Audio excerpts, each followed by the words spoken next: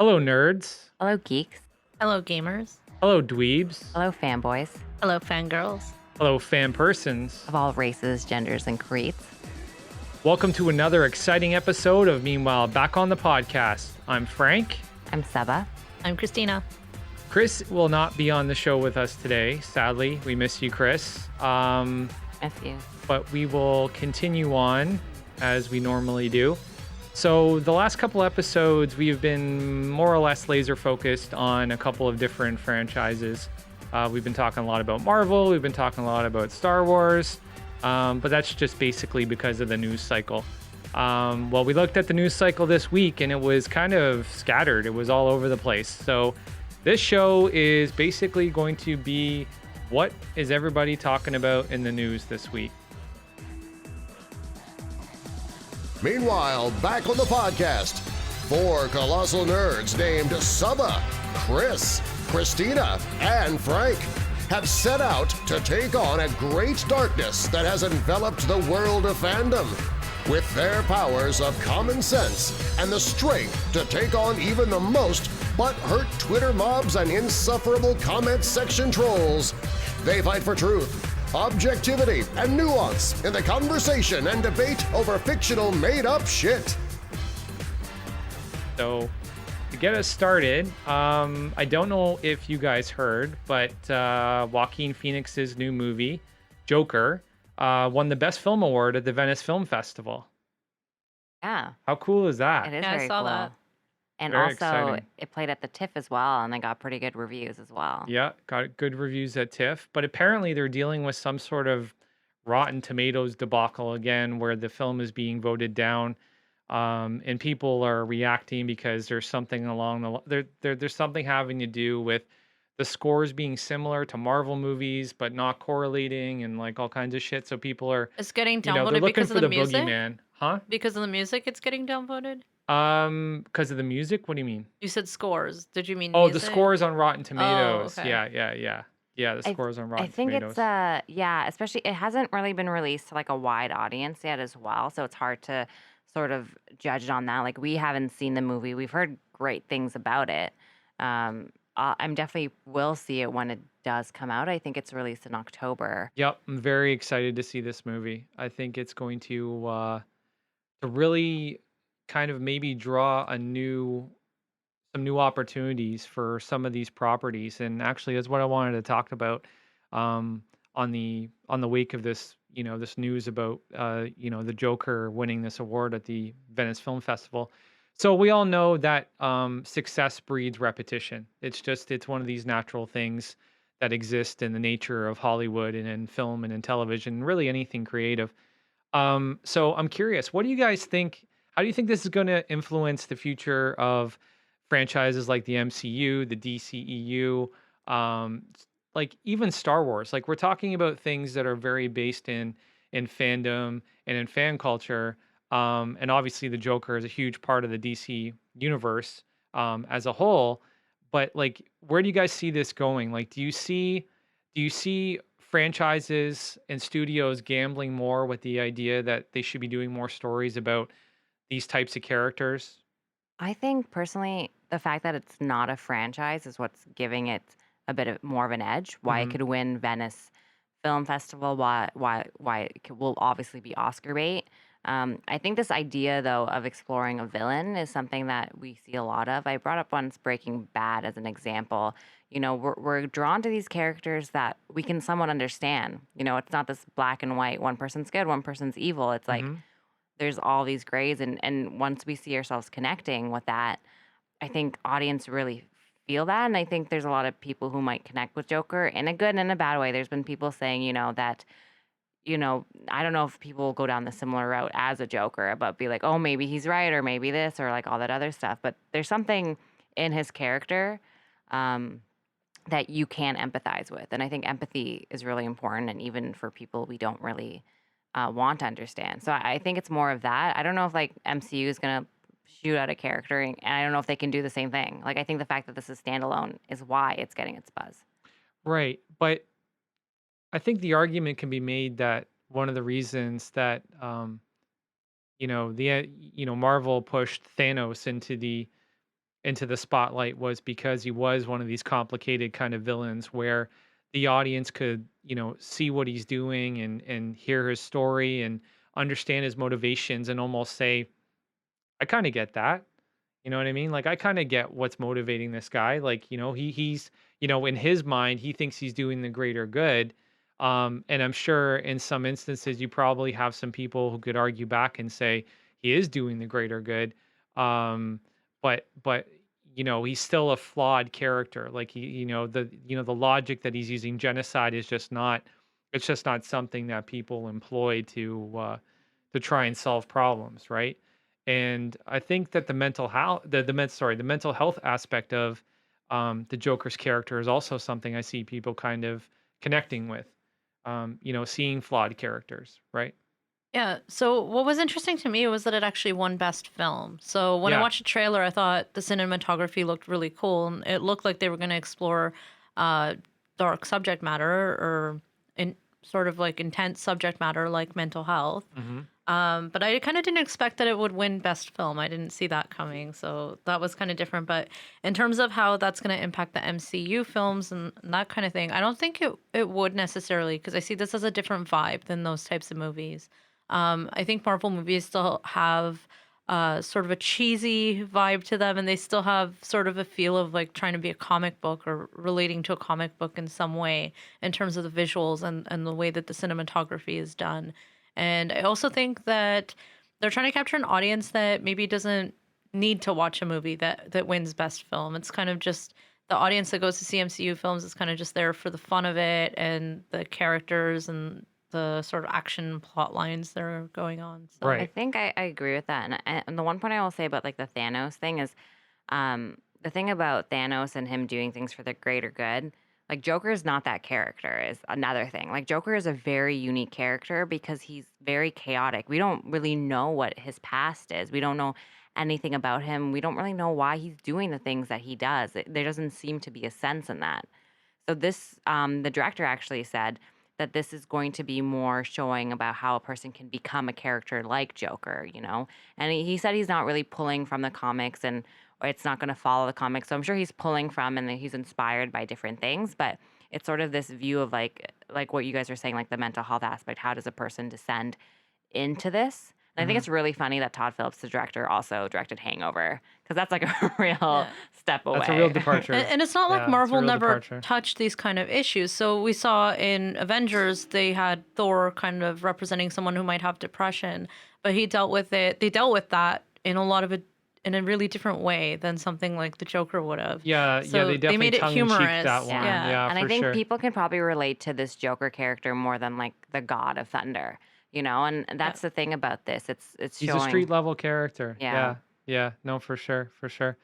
So why do we okay, so going back to Joker for a second, um, do we think that studios will think that the landscape is more fertile now to push characters that are psychotically violent or sociopathic to positions of being a protagonist in a film? I think so. Like we saw that with like Sherlock, with Benedict Cumberbatch's Sherlock. I mean, his character was a sociopath, and that Yeah, series is so popular. that's And a good point. I think we've been seeing that the last few years. hmm I think this is like a culmination of all of that. Right. Like back in the day, like there's Superman. It's a good guy. He's good, and he's only good. And now we have a Superman movie where he's questioning everything he's doing. I Yeah. think this questioning of like what is right, what is wrong, it's something you actually have to like think about Yep. instead of just like watching Yep. and just absorbing entertainment. I think people like that. I think people want to ask those questions because they're asking those questions about themselves, maybe.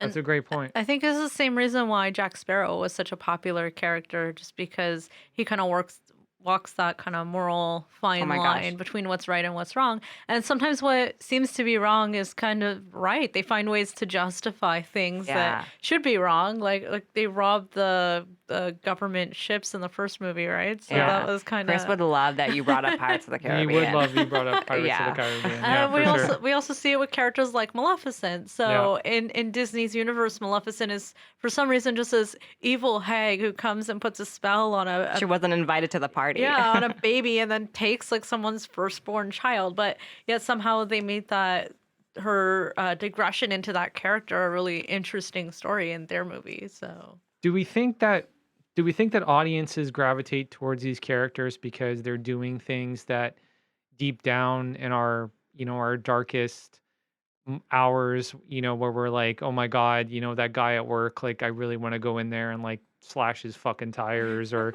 do something. Like, Is are this we? pointed towards me? No, no, no, no, no, not at all, not at all. But like, do we think that the audience is like kind of allying with these people because they are going out of their way? Kind of like in let me give you a good example. I don't know if you guys saw this movie. It's probably like I'm gonna date myself right now, but Michael Douglas had a movie called Falling Down. Did you guys ever see My that? mom was a really big Michael Douglas fan. Yeah. Okay. So basically, it's about this guy that he lives in Los Angeles, and he just you see the day where he's just had enough of bullshit, right? And he literally just starts telling people exactly how they feel, like how he feels about everything. Like someone fucks up his order at a restaurant, he freaks the fuck out, and it gets to the point where um, he's inside a military surplus store, and he's like literally arming up, like he wants to be armed. Like it's like I just feel like society's getting to a place where we're so fed up with so much of the shit that we deal with, that to see a character go out and kind of embrace chaos is almost kind Yeah. of like I cathartic in a way. My fear, that's kind of like my fear though of this, not that like I don't know if anything will happen, but my fear is, I haven't seen this movie, is that people embrace that and say like I should do that because that's happening to me, because that's not the point of this movie, and Let's it hope shouldn't not. be. Let's But hope not. there are people Yeah. who like take those things to heart and Yeah. take messages like Yeah. that to heart. So that is the one thing that would be worrying, Mm-hmm. I would say. And there is that thing. It's like, you want to be the type of person who's like can tell anyone you want to fuck off and do whatever. Yeah. And Yeah. but we know that that's not how the world works, and that's not how you get things done. Right. But Well- not everyone Right. understands that. I think part of it too is when we watch these movies where there is a villain, it's sort of just the good guy's perspective of why that person's a villain. And if you've ever been in a situation where you felt vilified or you felt misunderstood, like you Great didn't actually point. get to express your point of view, Yep. or your story is being told in a way that's very one-sided, Great point. then maybe people are relating to that. Maybe people are saying like, "Oh, but what was the Wicked Witch of the West actually Right. like? Let's write Yeah, her side of right. the story." Exactly. Maleficent, what was she really going through? Let's write Yep. her side of the story. Yep. So Yeah. No, it's it goes back to that kind of loose dichotomy of like, one man's freedom fighter is another man's terrorist, right? And- Or vice versa, right? Like, the the German forces during World War II thought we were the bad guys, right? Or like if you guys You know what ever I'm watched saying? Once Upon a Time, that Yeah. show's really fun because it kind of goes back and forth. Like the Yeah. good characters are not always good, and things that they think they're doing for justice, it turns out to be impacting some other good guy's world in a really bad way. Right. So and they didn't realize the impact of their actions sometimes. Yeah. So No, for sure. that show's awesome for that. I For love sure. that. For sure. I want to get you guys' take on this because so there's somebody within my, I guess you want to call it my Facebook social circle, um, who has a younger child, and they go to cons together and expos and all that kind of shit. And she was okay with him dressing up like the Joker, like Jared Leto's Joker, like full bore, green hair, tattoos, the whole nine, right? Yeah. I don't, I like, okay, so I don't know if you guys heard, but when Deadpool first hit the theaters, there was like literally like parents pulling their kids into that like movie because they wanted to go see it. But they didn't check the rating or like Right. watch the trailer. Right. Yeah. Right. Right. And literally within the first, I think it's 10 minutes, Deadpool literally skewers like, 14, 15 people. Like all those guys on the freeway are dead within like 8 minutes. Right. Yeah, you really So, gotta look at the trailer, Yeah. guys. Yeah. And Well, and I don't know. My dad used to be one of those people who did not care about ratings, and we used to watch whatever. And I have to say, there were nights I didn't sleep. But I don't think that I somehow glorified some of those characters. I realized that what was happening on screen was well, wrong. that's the thing. I don't want like I hope that Joker doesn't become a character that people want to glorify, right? Like I hope it becomes a moment to kind of better understand, um, what can push somebody over the edge, right? Hmm.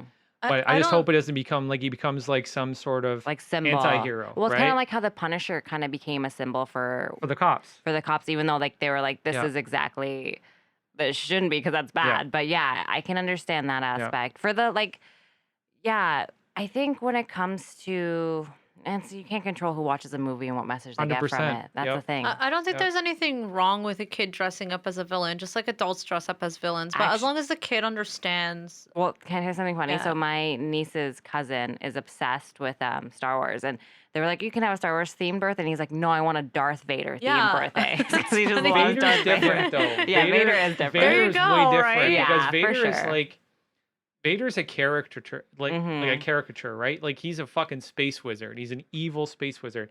He's basically Saruman with with with a breathing problem and a lightsaber, right? Yeah. From Yeah. Lord of the Rings, Saruman right? was kind of a little worse, but yeah, no, I feel you. Yeah, yeah. Well, okay, Vader wasn't growing orcs and shit, But but I still. think as long as the kid understands that it's just a character and it's, I your costume don't is just for fun, then I I think that's okay. I don't think kids cannot like I don't think they're at a place, especially at a certain age, where they can actually understand They that though. I don't know. 100% I think can. I think They it depends. can. So I have Yeah. like a lot of nieces and nephews, Yeah. and it really depends on which one you're talking to. But like my one niece, she just turned 7. She's so big.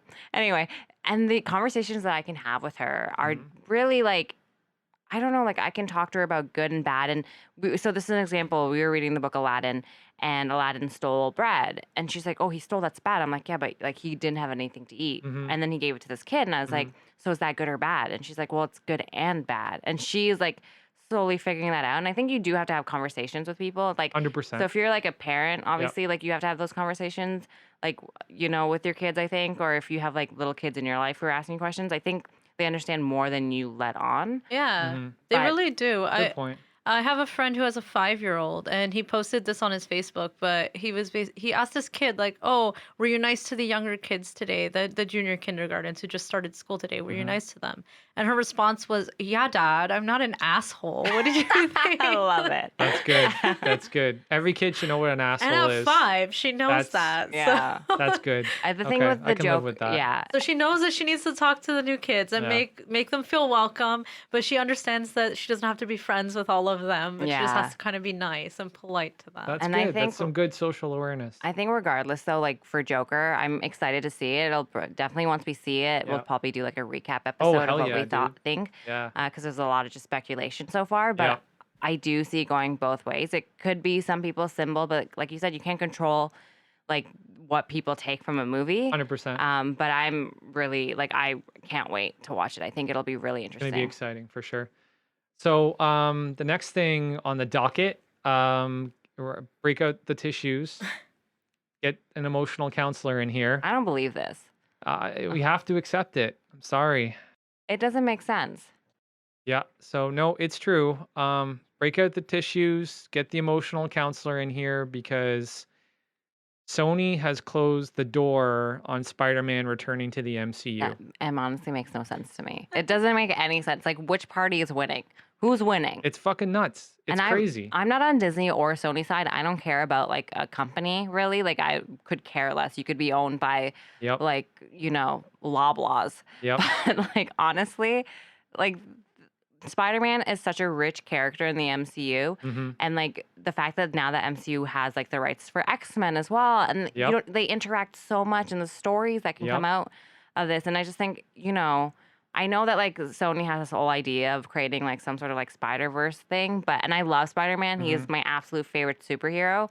But I just feel like there's so much for the MCU Peter Parker to do. Yeah. And he was such a big part of like Endgame and Yep. Infinity War and everything. And so I don't know. It's crazy because like they've literally made the choice to make less money long term. What? Wait. Yes, because Spider-Man's now been isolated from the other characters in the MCU, right? So as far as Sony's concerned, their products will deal directly with the characters that they have the rights to. So Fantastic Four live in New York. The X-Men live in New York. Moon Knight lives in New York. Daredevil lives in New York, right? But they can't cross over anymore. That's done. Doctor Strange cannot see Spider-Man anymore, right? So Oh, that's so sad. yeah, isn't it? It's ridiculous.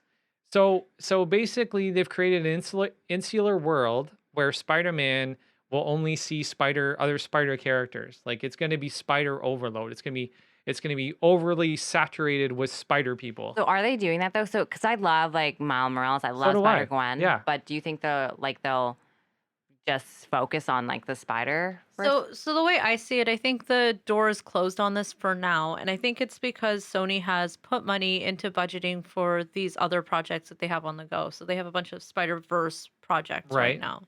And I think if they agreed to Disney's deal, which was to not only get a percentage, it was 50% of the profits, but also 50% of the expenses. And then Financing. Yeah. yeah, later they changed it to 25 and 25. But if Sony has already committed to their own plans and they think that maybe they're going to somehow be more profitable in what they've already committed to, then I think they wouldn't want to ditch all the spending they already did on those other Sure. projects. Sure, but how does Sony not defer to Kevin Feige, the guy that literally weaves, you know, Here's But go also ahead. look at what Phase 4 is all about. They Mhm. they already have Phase 4 plotted out, and Right. they don't need a Spider-Man movie right but now. I Well, think they that's plotted it out that's a great because point. There was no new but Spider-Man I think movie announced.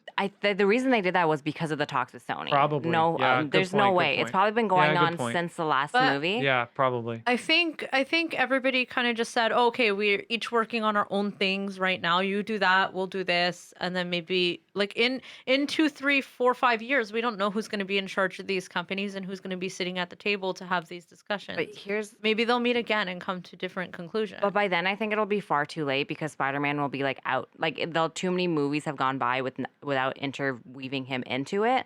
'Cause But he has signed contracts for Sony movies. exactly, so he won't be able So to he will do. still be Spider-Man in those Sony movies. Yeah, But the point is he can't he won't be interwoven he into won't the be Marvel. interwoven into the universe, At right? this time, but Yeah. he can maybe come back. So they're gonna have to obviously figure out a way to make it make sense if he does come back, and they're gonna have to find a way to continue in that universe without him. This is the thing that this is the thing that I find a little annoying about it. Not annoying, it's like so Spider-Man and Tony's relationship is like a really big deal, and I would Mhm. say a lot of what like he did in Endgame Mhm. was because of Peter, right? Yeah. And that was such a monumental moment. And Yep. then Tony ends up giving Edith to Peter, being like, "This is your thing," and it's Yep. like, he's basically passing the mantle, and now the person he passed the mantle to is like not going to be in the universe. And I think with Sony, what they realized after Far From Home, they're like, Tom Holland can carry a movie on his own. He doesn't Yeah. need like Tony Stark. He doesn't need Robert Downey Jr. Yep. You know. So I think they saw that and they were like, okay, well he can carry his own movie. We can do our own third one. But I think Right. wait until Marvel Phase 4 Part 2 gets revealed, and then I think they're gonna come back to the table to have more talks about Well, that in like a year. If or that two. happens, it's going to be out of necessity because honestly, the only Sony led property involving Spider-Man that's really captured my attention is Into the Spider-Verse. amazing. And that's all Lord and Miller, right? And if Lord and Miller are going to stay on and they're going to do the live action and the animation and all that, rock and roll. Let's But go. also, if Marvel's the one losing out, they could have just kept the deal the way it is. They didn't have to be I so don't forceful trying to get what they wanted. Yeah, but I don't think Marvel is losing out, like for the most part, only because they're, like you said, their Phase 4 is like so robust. I mean, they got like Shang-Chi, they have like the Eternals, they have the Black Doctor Widow. Strange. So they know they have things that they can bet on, Yeah. right? So I think that's why they're like nonchalant. And I think they thought like if they were like this way, that Sony would have been like, no, come back with like a better deal. But I think they both were like, okay, fine, Yeah. screw it. Yeah. It seems like they both just decided to do whatever they have on the books for now, and Sure. they'll probably come back to talks at a later date. Sure, but at the end of the day, they didn't do what was best for the fans. And I think that that's what people need to focus on is they didn't do what's best for the fans. Not everything is about money, right? Because if you like if But they're you're publicly traded companies. sure, It is about sure, money. but What if about your how I asset feel? but if your asset is driven by creativity, right? And you make your money based on how many asses are in seats, the long-term game, the long-term gain, the most pragmatic strategy is to leave Spider-Man where he is. Because not only will his character, well, not not only will his character equity increase as he does more movies within this group context, right? Whether it be the Avengers, whether it be the Fantastic He Four, could be in the Young whether it be the Avengers. X-Men, exactly, right? Um, not only does that equity increase, but it makes the movies, the standalone movies, more attractive as well, long term, right? But I think the movies are fairly successful. It's not like people are not going to go see Spider-Man movies. And they even Sony even polled people to say like, Yeah, I will know. you still come see a Spider-Man movie even if Yeah, we're not in the MCU? And people said they would. of course they're So gonna people go just see I love. it. mean, So don't answer polls that way, people. If Yeah, you're I know. answering as Yeah, I I know. mean, They, people. yeah, I know. I'm mad about it, but I support Spider-Man. I mean, So if we banded together and just said no. yeah. But here's the other thing too. I was thinking because they have like a lot of the Young Avengers stuff going on, and I could totally see like that Spider-Man being a part of that as well. And with Tom Holland exiting, I just feel like here's the thing: that third movie, people are gonna go see it, but there's like a curse of the third Spider-Man movie. We've seen Yeah, it with like Tobey Maguire, yeah. Sam Raimi's, Amazing Spider-Man with Andrew Garfield didn't even get to a third. So I don't know. Like I'm really hoping, and I was so excited about the direction this one was going into, especially like Yeah. his identity's And revealed. it's so epic. And now, Yes. can they even continue off of there? Can Yes. they even And there was a use whole Jonah Jameson? they can't use like Samuel Jackson there anymore, who was like his liaison. There's like is Happy in like the MCU. No, he's got like yeah. So Happy, that's Happy's Happy's all in the MCU. MCU, yeah. Happy is Yeah, all so MCU. exactly. Aunt May? Is Aunt May MCU? No, Aunt May's probably because I would imagine it 'Cause comes if they with can the. take Aunt May and they can take Jonah I don't Jameson, then know. they can kind of they could pick up I where feel this like movie I left feel like off. they have Jonah, like the catalog of Spider-Man characters, and there's no way they have like Spider-Man but not Aunt May. right? No, no, no. I definitely think Aunt May's a part of the equation. I don't think Marissa Tomei is part of the equation though, and I don't think the version of Aunt May that we got is part of the equation either. So So, cool. to me, that kind of Because sucks because I think that was kind of what was magical about these two yeah, movies. Like, I love that yeah, relationship between yeah. Aunt May 100%. and But Spider-Man. going back to what Saba was saying, when we leave Peter at the end of Far From Home, he's had his identity revealed, right? His world is basically crumbling around him. The only thing that he has that is going his way is he's finally got MJ, right?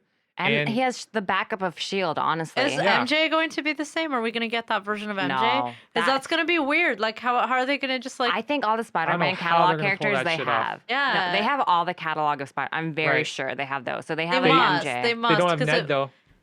Oh, they don't? Ned was created specifically within the context of this oh, the Spider-Man Marvel MCU because Ned wasn't like I don't remember Ned in the comic I books. think he's a new character though. Yeah, that's what I'm so is saying. Ned going to be just like a text message to Peter? I don't That doesn't know. make sense. They're best friends. I don't know.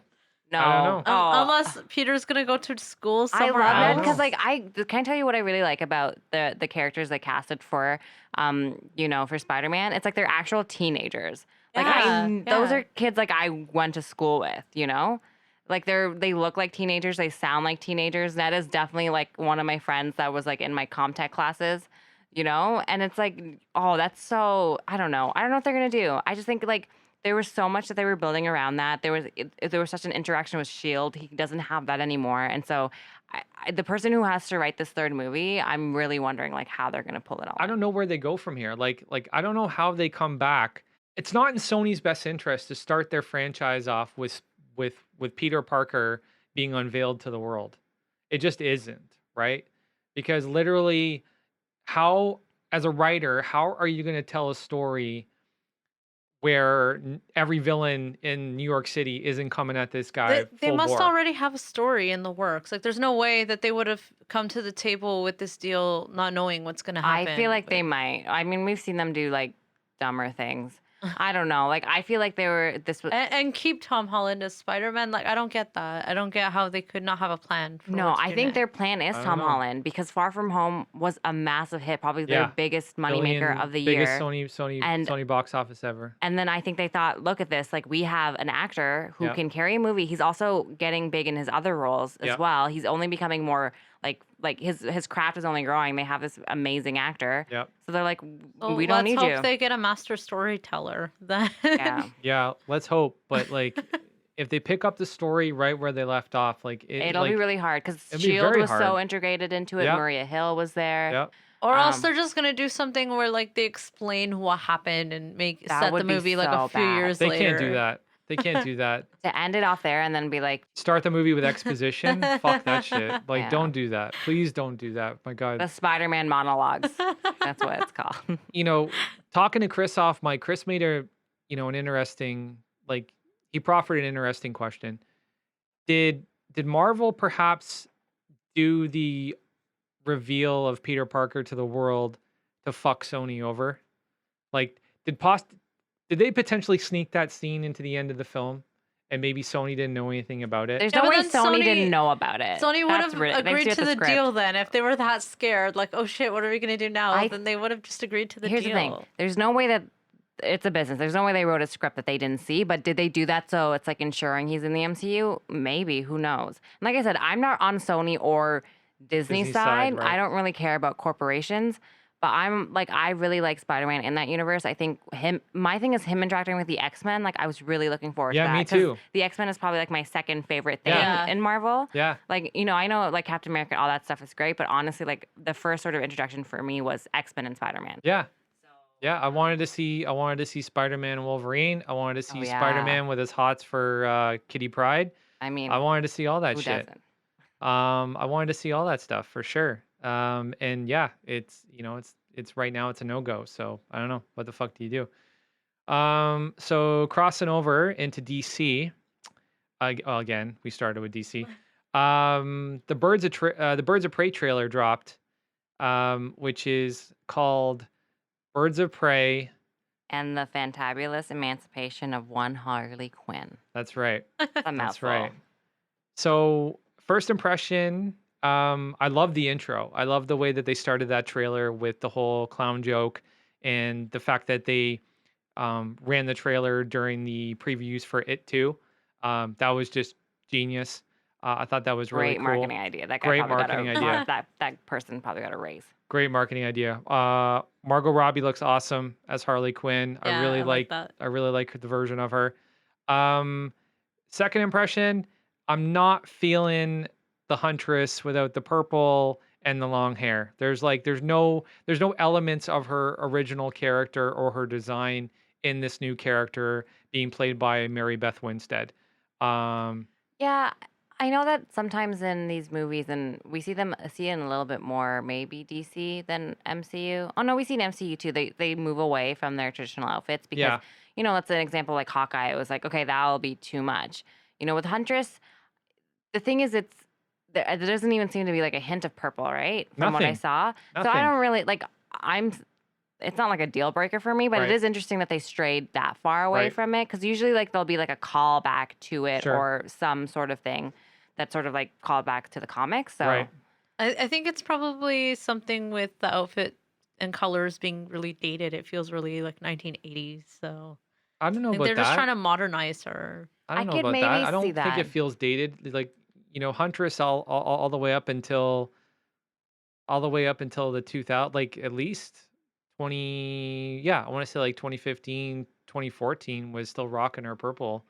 And I don't know. I think it works for her. And she kind of has a mask like Hawkeye, so maybe that was kind of a turnoff for them. I don't know, but I don't hate her outfit though. I do think it's like cool, but it is not like at all. Like yeah. I was thinking I'd see like a hint of purple. Like it doesn't have to be the whole thing if Right. you are doing it. It is strange that they just moved away Maybe from she'll it completely. suit up at some point or something. Maybe. Yeah. Maybe it's not totally Maybe. lost. Yeah. Or they could Maybe. maybe they only want Harlequin to be the character who's sort of out there with her outfit. That could be really it, could too. be it. Like she's kind of like the main Yeah.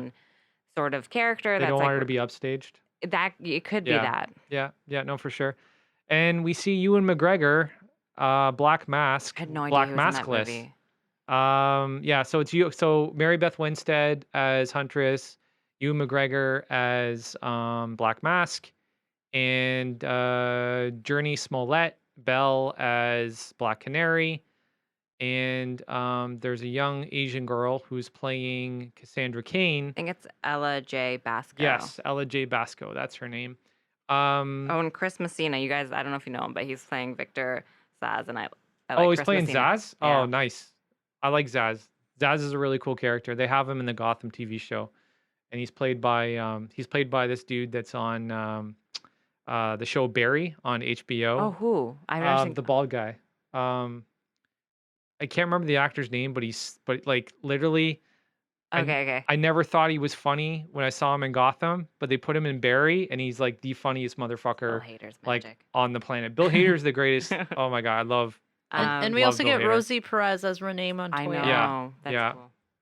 yeah. So let's go into the movie a bit. So it looks to me like this story is going to be motivated by Harley's emancipation from the Joker, her kind of breaking away from him and kind of going out on her own and finding some new friends, obviously, in Black Canary and the Huntress, or they have some sort of um, tension based bond, but they need each other, like something Yeah. along those I lines. kind of like that idea that's like, she's like left this guy and she's like, I'm going to go out with my girlfriends and do what needs to be done. I love that. And especially because their relationship was so toxic, she's probably just looking to unleash all of her anger Yeah. and energy. So apparently So, this takes place 4 years after the events of Suicide Squad. Okay, so the first Suicide Squad, not obviously the one that, yeah, it's not obviously the remake that James Gunn's doing. Yeah, it says Okay. 4 years after that, and apparently, so Batman has disappeared, and like, there's no one that's protecting Gotham City Hmm. at the moment. And then these girls, kind of the Huntress, Harley Quinn, everyone bands together to protect Cassandra Crane. Hmm. so apparently Cassandra King comes across a diamond belonging to Black Mask. And then they have to kind of protect her because he's trying to get it from her. Okay, so there's a MacGuffin. Okay, all right. Interesting. So let's break down Harley a bit because I've always been kind of fascinated with Harley, and um, she's breaking away from the Joker in this story, right? But we still see her almost kind of as a female Joker in terms of the way that she presents herself. She's still got the clown makeup, she's still got the clown colors. Like, isn't isn't the Joker the guy responsible for creating Harley Quinn from Harley Quinn's L? I think it kind of makes sense that she still carries a bit of him. It's like sometimes you do that. Like there's relationships that like, even though they need to end, you will always carry a bit They of imprint whatever. on you. Yeah, and I Yeah. think that's it. I mean, he radically changed her completely, and I don't Yeah. think that'll ever go away. Yeah. But I think she's trying to find herself as she is as this new person, because Mhm. like her relationship with Joker, we all know was like not the best relationship to be in. Someone who's gone through a toxic relationship like that, like I feel like I'm not the same person I was at the beginning, and I didn't want to be the same person I was at the beginning. Right. I think he showed me to be ways that I wasn't before. I think I was very quiet and not confident, Mhm. and somehow like meeting him allowed me to kind of find my confidence, like be a little bit more adventurous and Mhm. spontaneous, and there's so much joy in living that way Mhm. in some ways, but except if you take it too far. So Right. you have to learn like how to rein it in a I little don't think bit. Harley ever is gonna rein it in, and I kind of like that. Do you guys think for her to complete her character arc, especially with this motivation of getting away from the Joker, she has to drop this persona? Like she almost has to transform into somebody else? No, I don't think that would be fun though. I think that this version of Harley Quinn is kind of fun, and a lot of Yeah. women are relating to her. So for Right. now, I think she's gonna stay like this. And also, in order for her to meet Poison Ivy and kind of end up dating Poison Ivy, she can't become someone who like Well, I'm how not she was talking about her before. going norm. I'm talking Yeah. about Yeah. her kind of, still being a badass, still going out and kicking butt, but Oh, like looking different, like I think coming she up with might start something to look else, different if we right? see her starting to date Poison well, here's Ivy. the thing. She kind of does look different from the trailer a bit. Mhm. It's more toned down than her last look. Mhm. And I wonder, like, I don't know what tone or what they're going to explore in this movie, how deep it's going to get, Is And it just going to be a fun movie, or are we actually going to explore, like, what happens to you when you leave a relationship? What happens to you when you're finding your own person? I would love to see I that side of hope we Harley see Quinn. depth. I hope we see depth in this. Well, I think we're in a time where we're seeing a lot of mental health messages in movies and in television for sure. There's a lot of characters in film and in TV of recent where mental health has been kind of become sort of a focal point, right? We have a Green Lantern that has panic attacks for fuck's sakes, right? Hmm. Like that to me, that's extremely interesting because literally the Green Lanterns manifest their power from will, right?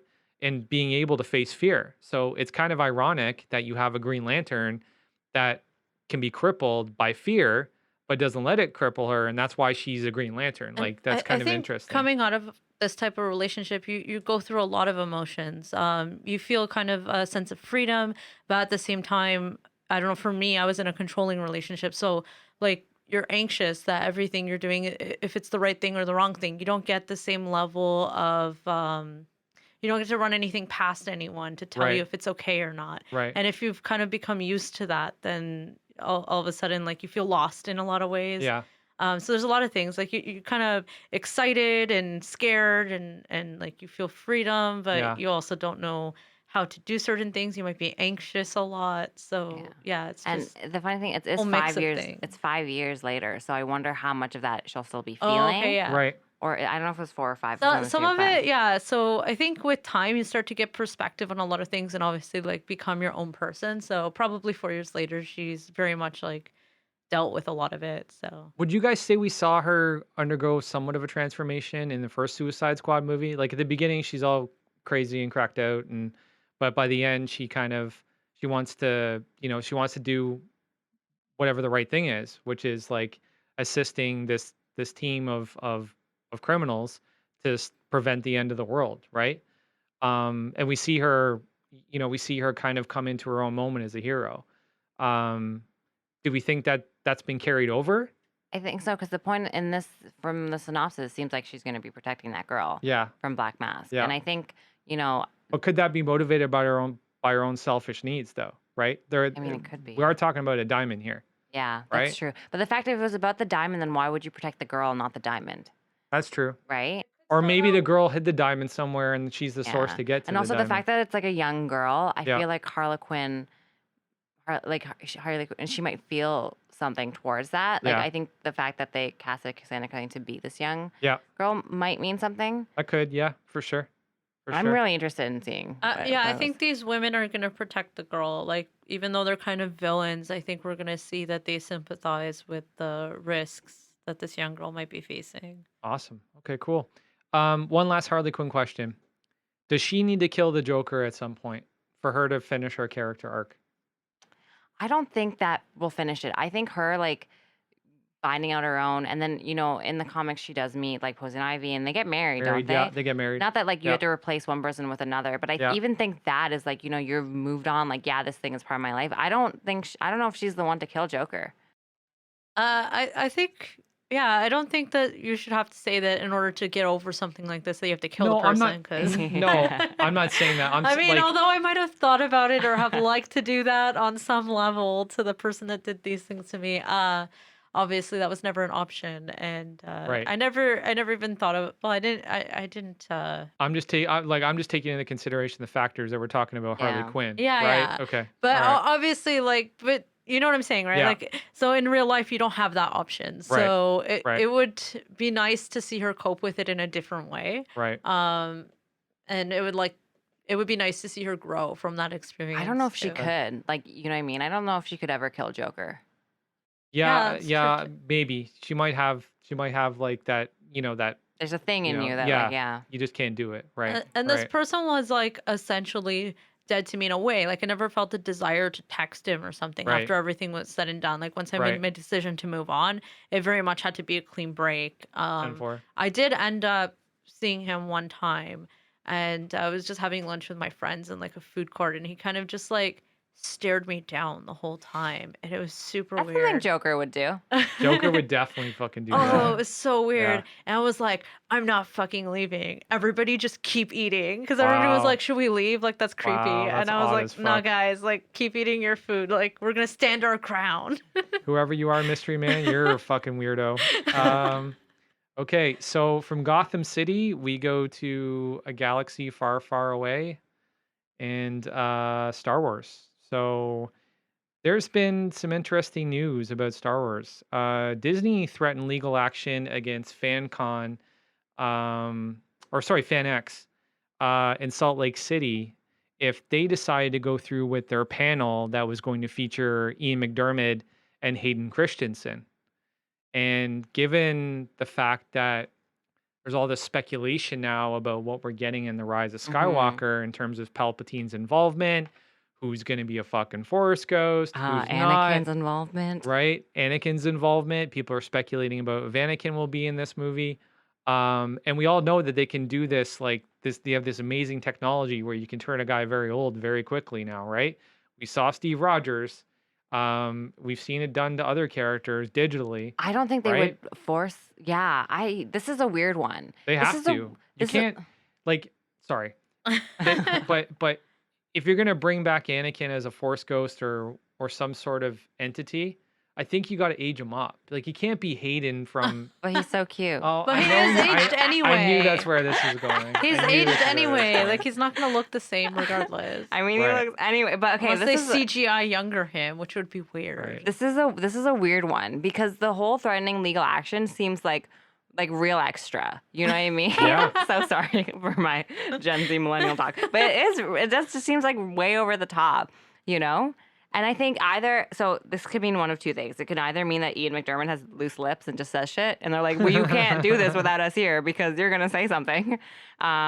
Or is it like, I don't know if it's like a red herring or not, but I mean, I think that would be such an amazing idea. And J.J. Abrams keeps saying we're going to tie all the trilogies together. Yep. And we see like an image of the Death Star, which is definitely Yep. tying in, episodes 4, 5, and 6. But like, what Yep. about that 1, 2, and 3? Yep. And I mean, Hayden Christensen and Ian McDiarmid would be the way to do it. Yep. And a lot of people are more sympathetic to his character now than they were when 1, 2, 3 first came out. Right. Because I think he was just doing what George Lucas wanted him to do. Without a doubt. Yeah, George, you hear a lot of people talk about working with George and they literally like they won't tell him no, they won't tell him it's a bad idea, they won't tell him. That's kind of why we got the some of the lines that we got in the prequels, right? Like some of the dialogue that kind of makes everybody just go, "Oh God, what the fuck was that?" Right? he doesn't like sand. Sand. Although I'm with you, sand gets everywhere. The romantic lines from between Padme and him were just But there, so clunky and just yeah. But there was one line, when I they're still about to love die, I still love George when they're Lucas. like going off in the thing and they think they're gonna die, and Yeah. she's like, "I love you." Yeah. And I was like young when I came out, like pretty young, and I was like, "Oh my gosh, this is it." Yeah. Yeah. But no. So for Hayden Christensen coming back in, I don't know. How would he come back in? What I would don't he know. be? I don't know, but you know what? I think the renewed interest in him has maybe got them spooked because I think I said this in the I said this during the Rise of Skywalker episode. So in the Darth Vader comic books, they basically reveal that Palpatine was the one that seeded Anakin in Shmi's belly, right? So I think when everybody saw that, they were like, "What the fuck? Like, Yeah. how is Hayden going to be tied to this story now, right? Like he's got to have something to do with it. We know he's the chosen one. We we know he's an immaculate birth, Yeah, right? exactly. So maybe he's immortal and he He Possibly. definitely really die. died on that ship, man. That Possibly. ship exploded. And did you see his face? When he Yep. opened that, I will never forget watching that scene because I was really young when I watched it, and he Yep. took his mask off, and you're Yep. like, this is the thing I've It been was so disturbing. scared of. It was Yeah, it's like disturbing. what a. You know what he'd what become. bothered me Yeah. actually? When Leia's ship implodes in The Last Jedi? Last Jedi, yeah, and she travels through space. I can't. like- We're not talking about it. We're not talking about it. Okay, We're waiting for Chris to get. no, We're waiting no, for Chris to yeah, get back yeah, because Chris yeah. would. I mean, Yeah. she lived. My point is, she Ugh. lived. She No, survived. that whole She used scene. the being Force. in space. She used the Force. That's all I'm gonna Okay, say. you know Okay. what? So she was able to do that. Okay. Who Chris, I need knows? you. You're digressing on purpose. Okay. But yeah, what do Um, you guys think? So if Hayden Christensen does come back, do you think it's Hayden Christensen coming back or Ian McDiarmid just talks a lot? Maybe Um, Anakin's alive. I think maybe it's potentially a misdirect because there's been a lot of leaks lately. And I think maybe somebody with a very strategic mind was like, you know what will really throw them off? Let's like do this. I don't know Right? if they would Because- do that. Sure, but like who's gonna threaten legal action against a con? I know like- it seems a bit much. Like you could just be like, "Hey, can you guys not do this?" Yes. That's why I said it was so extra. Or just like send an email to their agents and be like, hey, do me a favor. Can you ask Ian and Hayden like not to fucking say anything that they shouldn't? Like, And they were it's the only not two that people hard. on that panel, right? I think so. Haven't they I think been so. going together to all kinds of cons? Like But why other this people, one? but other people have been there, so it's not just them two. And like I think yeah. George Lucas was with them at one as well. So I I think at one point, it's just yeah. gonna be them two, right? They've been celebrating the 20 year anniversary of the Phantom Menace, even though Hayden's not in it, which is kind of weird. So Yeah, he's not, but that's Yeah. fine. Okay. So, all right. So maybe there's something to this. Maybe I there's wouldn't not. mind at all if he was in that movie. Not just because I of know you whatever, wouldn't, not Saba. I know you why. wouldn't. I'm I know you honestly wouldn't. because I think it I would know be you wouldn't. interesting. You would love to take Hayden to a beach so he could tell you all about the sand. I know. I get it. All right, let's move I on. get it. Let's move on. I get it. I mean, nobody Um, actually wants to roll around in the sand, just for the record, Frank. Just in case you ever take a girl to the beach. Are you kidding me, dude? The Hilarious. sand in all your hair. Could It you happens. imagine? It happens. Especially in the Dominican Republic about 10 years ago. Woo. Okay. Okay. Uh, Glimpses so into Frank's love life. sticking to the Star Wars angle here, my boy Ryan Oh Johnson. my gosh. Okay, this is for you, Chris. Hashtag Ryan Johnson saves Star Wars. Is confirmed that he's the guy that's going to be writing the next chapter in the Star Wars saga trilogy, whatever well, it's not a trilogy, but like, he's going to do the next trilogy in the Star Wars franchise. He's saying he's going to move away from the legacy characters. But he's also he's very committed to giving the fans something that we hold near and dear. He wants to explore some of the questions that haven't been answered about the Force, about the universe. Oh my gosh. I about hate when they try to explain the Force. Midichlorian all over again. okay, But- midichlorians wasn't an explanation of the Force. It was just like Yeah. it was a simplification of like something too mystical to like really Yeah. put it into like short term, right? So, or yeah, I'm excited for this because I love Ryan's writing style. I loved most of his movies. I'm really excited to see Knives Out as soon as it comes out. It looks really awesome. And I trust Ryan because he's the only guy in the Star Wars, you want to call it the sequel trilogy, who really had the balls to do anything different and anything fresh and anything new, right? Okay, Say I will. what- go I ahead. will give you Go that. ahead. That he did, and the fact that it is a new story. I Yep. think maybe he is the guy because of that. I mean, I think there's a lot of other people out there as well, who could be good for that. He did give us things that are new. Did they all land? I don't think so. I know we have different thoughts, but I don't hate The Last Jedi as much as Chris does. I had issues with it. I understand the arcs that the characters went on. Mhm. If Chris was here, he'd be like straight up yelling at you. No, I know. We're gonna have our Last Jedi episode. I'm But really looking forward to that. I don't mind him doing a trilogy or whatever he's doing on his own. Mhm. I just think right now the Star Wars universe is like really scattered and like where, like, you know what I mean? Like everything's kind of riding on this next movie. Are you to tell- talking about the fan base? Yeah, Okay. I think that's like a really big thing right now. And, Yeah. Star Wars is something that's really like precious to like a lot of people who Yeah. like, and growing up, it was like Yeah. one of the first things I watched. And, there's almost like too much of something isn't good. You know what I Yeah. mean? Yep. And so as much as I love Star Wars stories and I love like exploring the world, I don't know. I just don't want this to be like a money grab kind of, No. this No. franchise sells, so we're Yeah. going to do another thing of it. Yeah, I think the fans are definitely on the knife's edge for sure. There's a lot of fans that were, split by The Last Jedi the most. And there's a lot of fans that were split by The Force Awakens too, because, say what you want. It's a cool movie. It's fun to watch, but it's also a beat by beat remake of A New Hope. There's definitely, I don't think that's true. I do. I found the I new. really I feel like the that new way. I characters really, in the really movie, do. and I felt that they had enough different plot points that it felt like a different. Yeah, movie. like we have Sure. a stormtrooper. Yeah, I That- think that okay. was great. That I will give JJ. That was genius. I love that part. I love that Finn was a former stormtrooper and he's kind of, he has that moment of clarity where he's like, what the fuck am I doing? Yeah. Right? Even though he's been, well, I think there's some Conditioned. brainwashing Yeah. involved, right? So even though he's been brainwashed, he breaks his programming and he finds a way out and he decides that he wants to help, Poe get away from these guys, which was, a really cool thing. Actually, funny enough, I saw a very interesting theory online where somebody, I'm not going to call it theory, I'm going to call it a rewrite. This guy wanted to rewrite the entire sequel trilogy, and he started TFA with Finn being, so Laura Santeca has some sort of information that is like vital, right? And it all leads to Luke, blah, blah, blah, blah, blah, whatever. So Finn is actually told to basically go and get Poe, so Poe will take him into Oh. the Resistance He's like graces, a double right? agent. Like a double agent kind of thing, right? I thought that was kind of interesting. I don't think Finn's a double agent. No, he's not. He just wants to get Because out of here. He's like, I don't want to be involved. because He we was like, literally fuck this saw shit. him like risk his life for like a girl throughout that entire first movie. Like he's just like, yeah, I'll die, no problem, let's do this. Um, Yeah, so I don't know. I feel like the vibe of Last Jedi was just so different from the vibe of Force Awakens, and like for me, it kind of threw me off. Like I okay, wish they didn't switch directors like in the middle of a I wish trilogy. they created like an actual storyline. Like I feel like Yeah, they should have like honestly, regardless of what you think of any of the movies, I think a fully mapped storyline of a trilogy is not a lot to ask, especially yeah, as one that is as big and important as this one.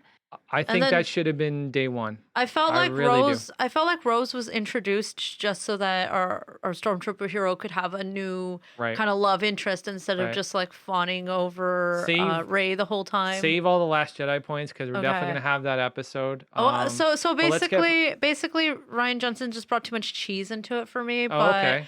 I did hear good things about his Knives Out film. So in terms Yeah, of He him is a being and the good Looper. director. Yeah. Looper's great. yeah, in Yeah, terms of him Looper's being the really good. director for the new trilogy, maybe. I think like he does he did bring new things in Yeah, for Yeah. sure. yeah, And maybe when it comes to world exploring and sort of the way it's going to take, it could be interesting. And He could be the guy to do it. I think, you know, because we're so used to like a formulaic maybe trilogy. I don't want to really say that, but we're used to certain things in the trilogy.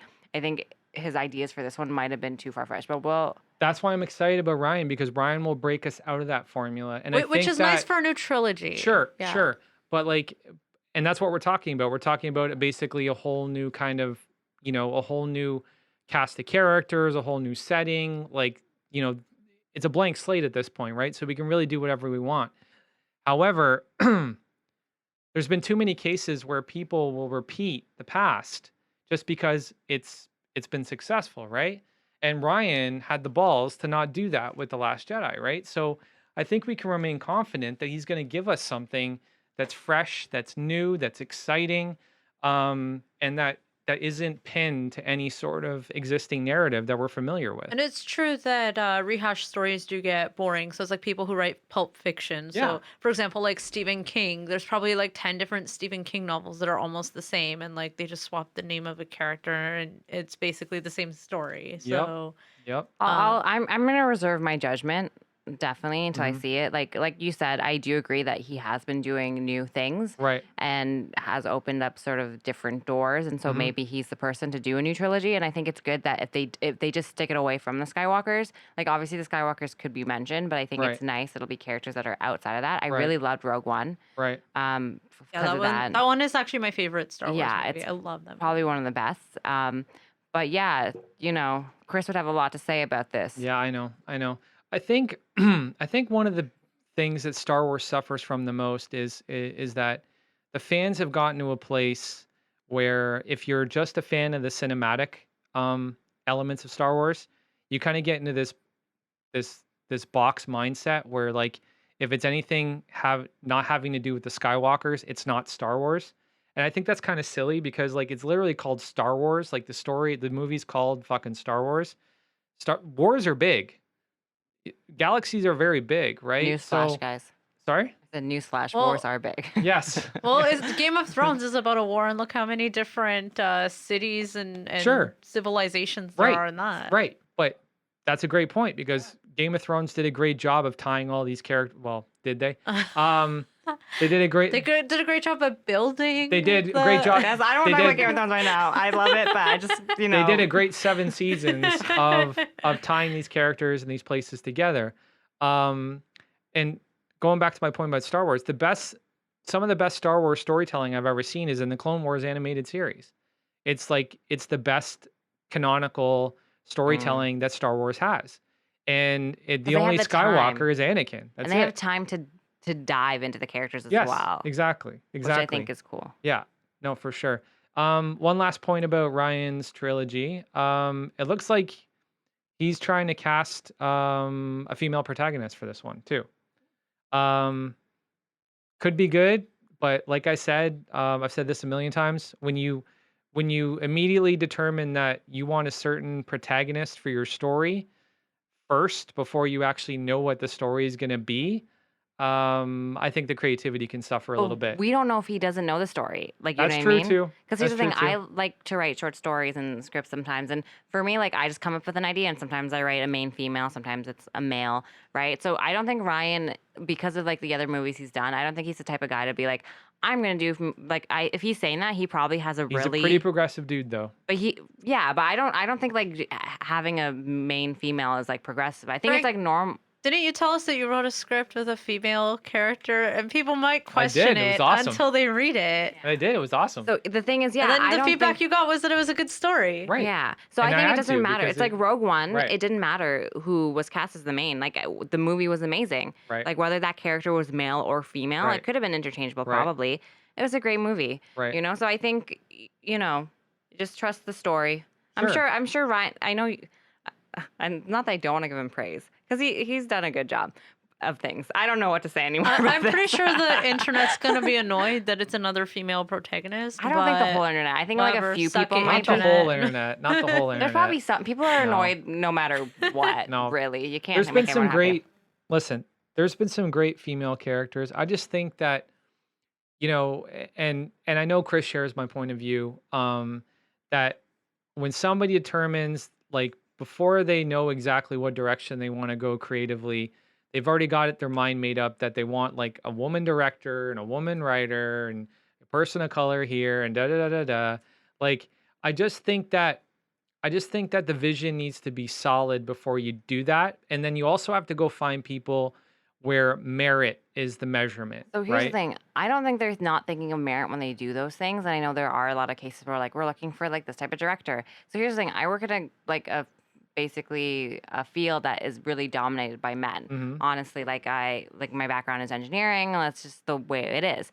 So a lot of our interviewing, because there were not a lot of females at our company at all. At one point, like I was pretty much one of the only ones. They're like, hey, we're looking for female applicants, and what we'll do is we'll look for them, but we don't hire people just because of their gender. Like, obviously, they have to be good at what they do. Right. And I don't think this would be any different, Right. Like, I don't think it's like just because you're a guy, you have a less of a chance. It's just like, okay, well, we're kind of looking at this because, like, obviously like maybe we have a bias, maybe there's something else. So Mhm. I think if they're doing it in that way, like that kind of makes sense to me, Mhm. And Yeah. I think there's a lot of people that they maybe haven't given chances to just because they're just so used to using their rosters of directors. Like, let's say, example, Bryan Singer has gone so many movies for so much. Like, people could direct the same movies Bryan Singer. Are you has. bringing up Bryan Singer?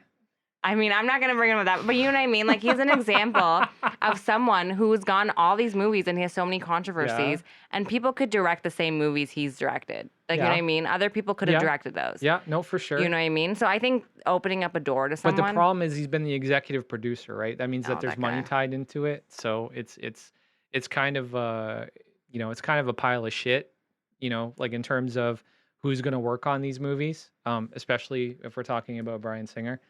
But yeah, let's move past him. Yeah, yeah. I agree Let's with not get Saba, into though. that dark chapter of Marvel. Yeah. I think that's they not can fun. look for diversity without sacrificing merit. I So- think they can too, but that doesn't seem to be the recipe, right? Okay, let me give you an example. There was um there was recently a film franchise where they wanted to find a person of color, a female person of color, to direct a certain franchise. And I'm not going to get into specifics, but eh, the key thing with me is like, are you passionate about the material, right?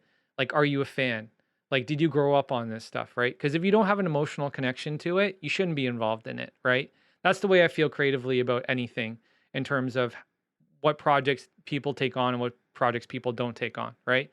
The one thing I love about Jon Favreau directing The Mandalorian is he actually played a Mandalorian. Oh, that's right? awesome. That is awesome, isn't it? Yeah. And he has a personal connection to the material. But you're not going to find that every time. You're Like, not how- going to find that every time, but what should happen is like, okay, you want to direct our movie? Awesome. How long do we have? 3 years? Okay, cool. You need to read all this and you need to come back to us with a story that's relevant to the We material. would hope so, but But that's not what happens here's all the the thing, time. like, that's not what happens My all the thing time. is that there's been a lot of people who've been given movies to direct that they maybe weren't a fan of. I think the people going up for these roles, I think they're going to take this into account as well, like the passion they have for it. And this is something I kind of mentioned on our representation episode. I think that's episode 2. is that oftentimes people of color, when they achieve something like, and they're the first one, they're like the test case. So if they get it wrong, then it's a fail for like all of us. And that shouldn't be. And that's the thing that Yeah. like kind of gets me, like, you Yeah. know, it's like people are gonna mess up regardless of background, gender, Yeah. whatever. You're gonna mess up. Yeah. It's just, it feels like the stakes are so much higher Yeah. when it's that case, when it's like the opposite case. So I can understand if you're like, if they're compromising the story just to get cast this thing a certain way. But my hope and what I feel they should probably do is look at Mare, and I think they're gonna try to cast directors that they feel that fit the vibe, you know? All right. Well, let's hope so. It could also be that they have someone in mind. Maybe That's they true. do. That's completely true too. And just to kind of add to this conversation with the Star Wars context, so Knights of the Old Republic film is also looking for a woman of color to helm the project. So again, another case where maybe they know the story, maybe they don't. But I want directors and I want writers to get jobs based on talent. Okay.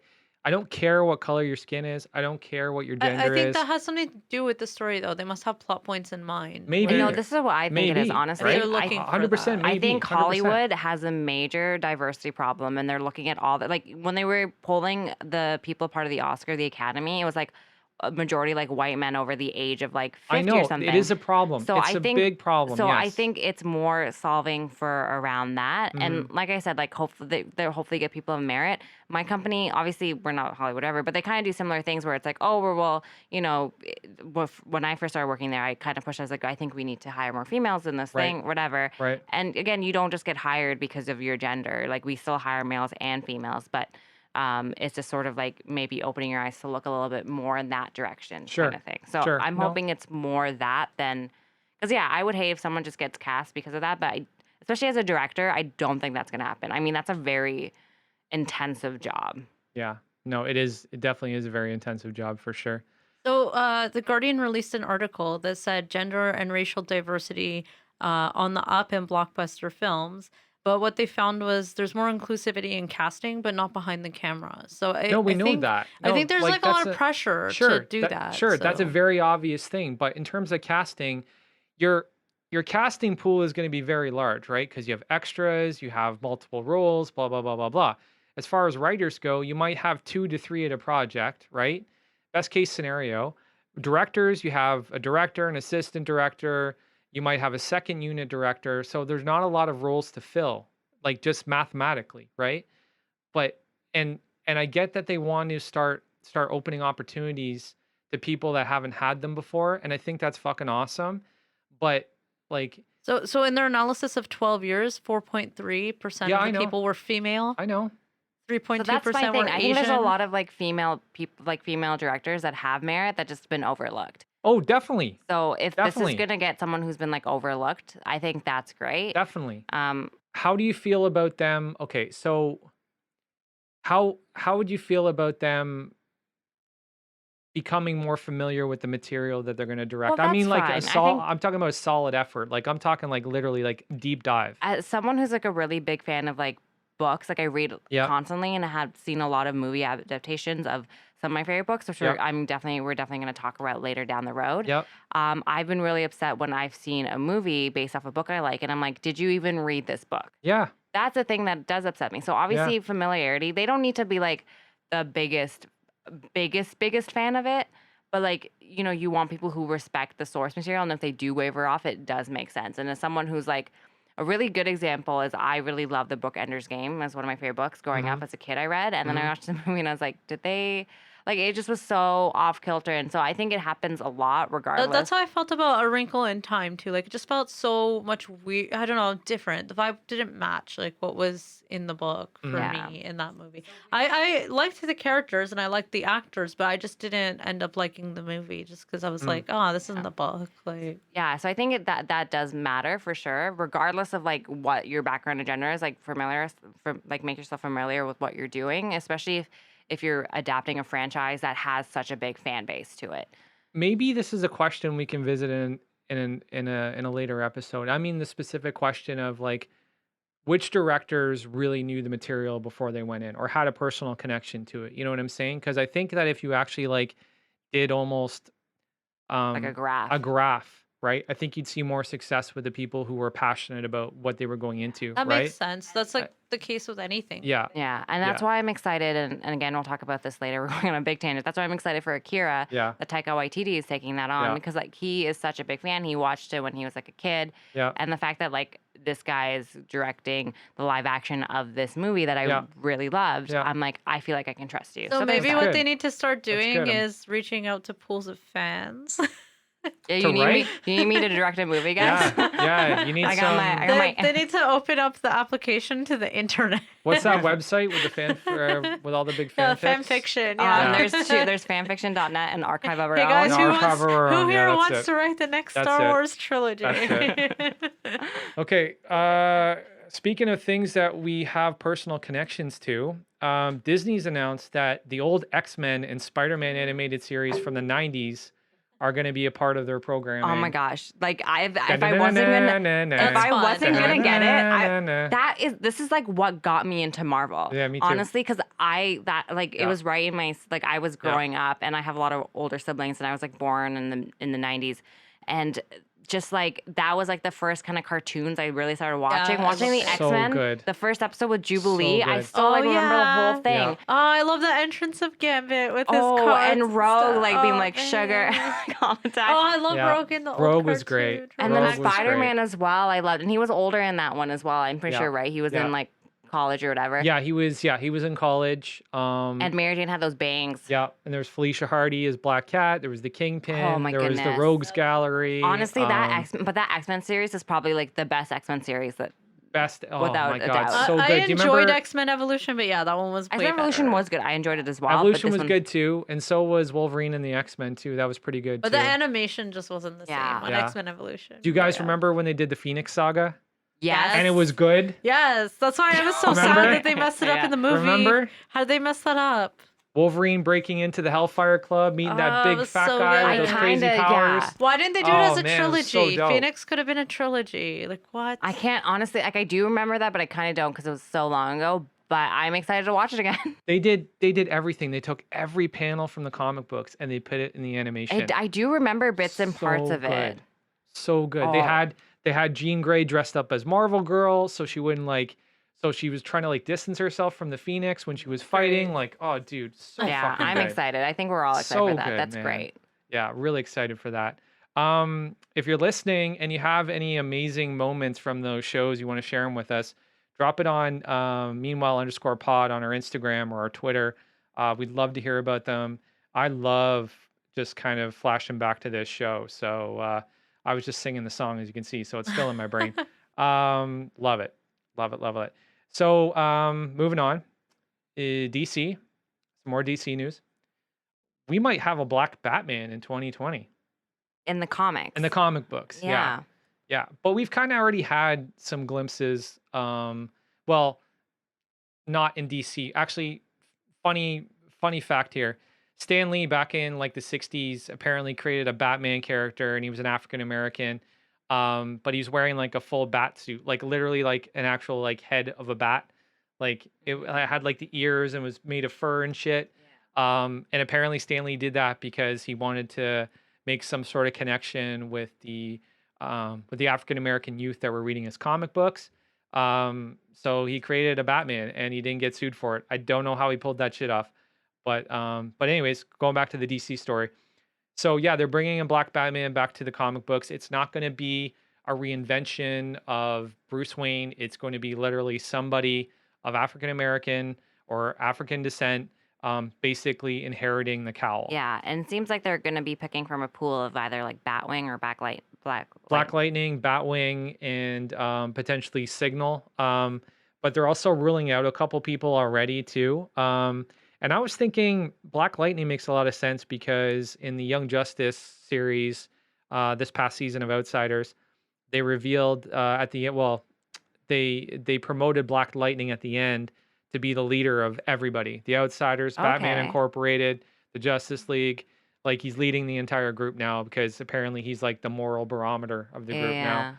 Because like How there's closely this. do you think they tie in the comics to the shows? Like how much back and forth do you think they have? It's getting close because there was actually a Young Justice comic at one point. Okay, yeah. Actually, I think it still exists, to be honest. So I think this makes sense. It seems to be something that Batman does, like train someone up, teach them to be kind of like him, show them the ropes yeah. of how to Yeah. be Batman, and then sends them off into the world to do their But own typically, thing. when somebody steps in and wears the cowl, it's when Batman's hurt or there's something that's preventing him from being Well, he's Batman. getting older. Like Arsenal, wasn't he?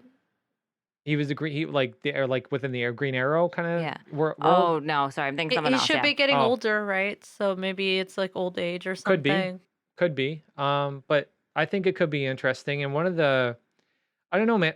I think it'll be interesting how they kind of provide him with, a story. And I was kind of thinking maybe what they could do is, with all the police misconduct that we're dealing with in our society right now, it would be really cool if they told a story about, a black Batman going out there and seeking justice against cops that have, you know, uh, done something that they shouldn't have, are, corrupt, have shot some, have, And it's shot Gotham. That would unarmed be black youth. cool. That would I be think that cool, would be kind of neat. actually. And I I think think that'd that'd be be kinda very neat. like As so. long as it didn't get too vengeance-y. Yeah. Because we need we need this person to still have a moral barometer. Yeah. Otherwise, they're Yeah. villains. But I think like comic books and DC often does this. They really reflect the times that they're in. You know what Yeah. I mean? And this is a very valid issue that is going on. And Gotham, we know, is a very corrupt city. Like you Yep. don't want to raise your kids in Gotham, guys. Nope. So I think I do like that idea That'd be cool. of And- not and- I only think that'd be taking cool. out like I think it would be Criminals. relatable to a lot of people. I Oh, think it would for draw in a sure. huge audience. If Oh, that for sure. happened. Yeah. I think, And I lots of people hate the police anyway. So I don't know if anybody watched Hassan Minaj's episode of Patriot Act last night, but holy shit, man, he dropped some serious truth about the cops. Like, there's a lot of things that people just don't know. Like they can literally get away with anything they want. There's laws protecting them. There's unions protecting them. I'd like to see Batman go in and fuck all that shit up, and then basically deal out his own bat justice. yeah, Um, I think it'll be but maybe interesting.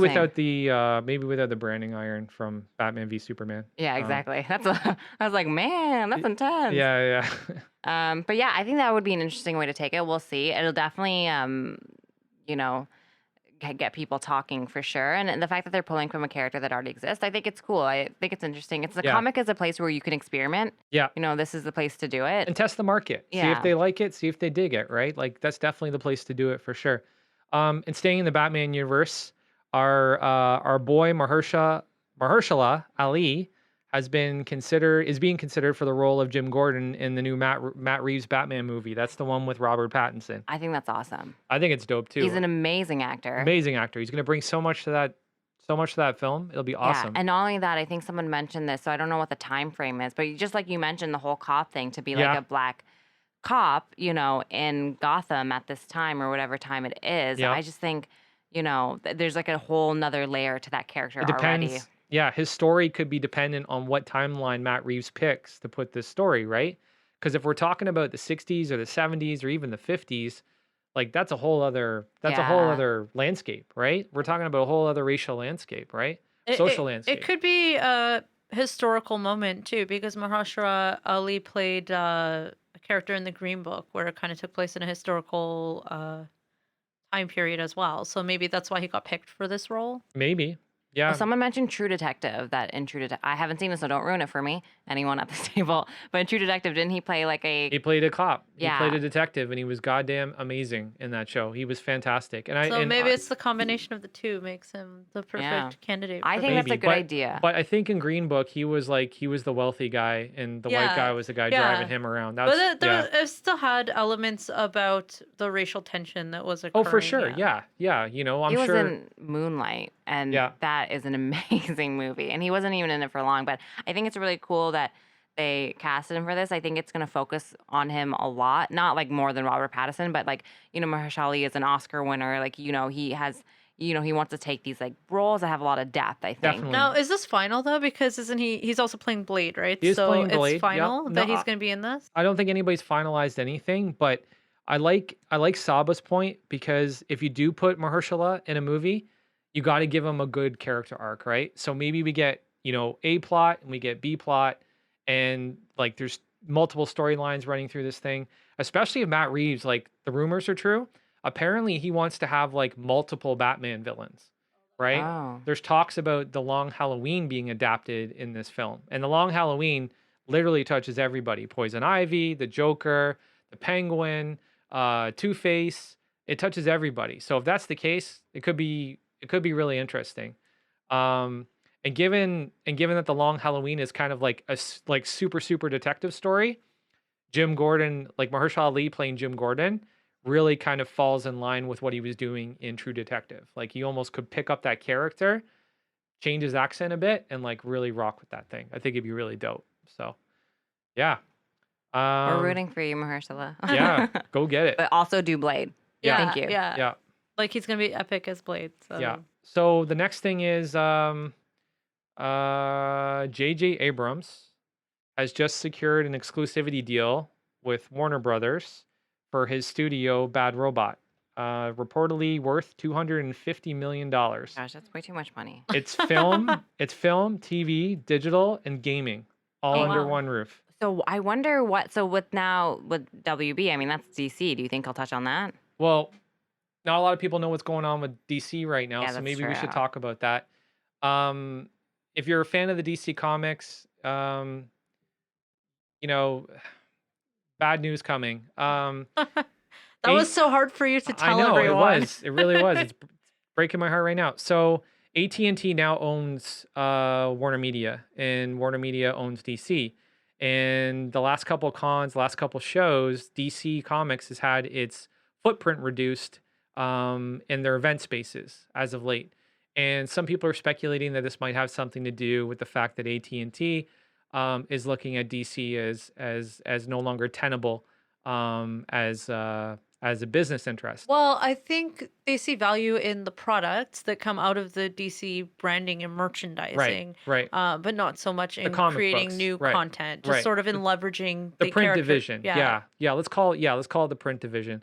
So apparently the print division is under heavy scrutiny right now, which would suck. But now with JJ coming in, I don't think that paints a good future for the print division, because they could hold on to all the intellectual property, kill the print division, pass it over to Bad Robot, and be like, make movies, make video games, make TV shows, and let's do this.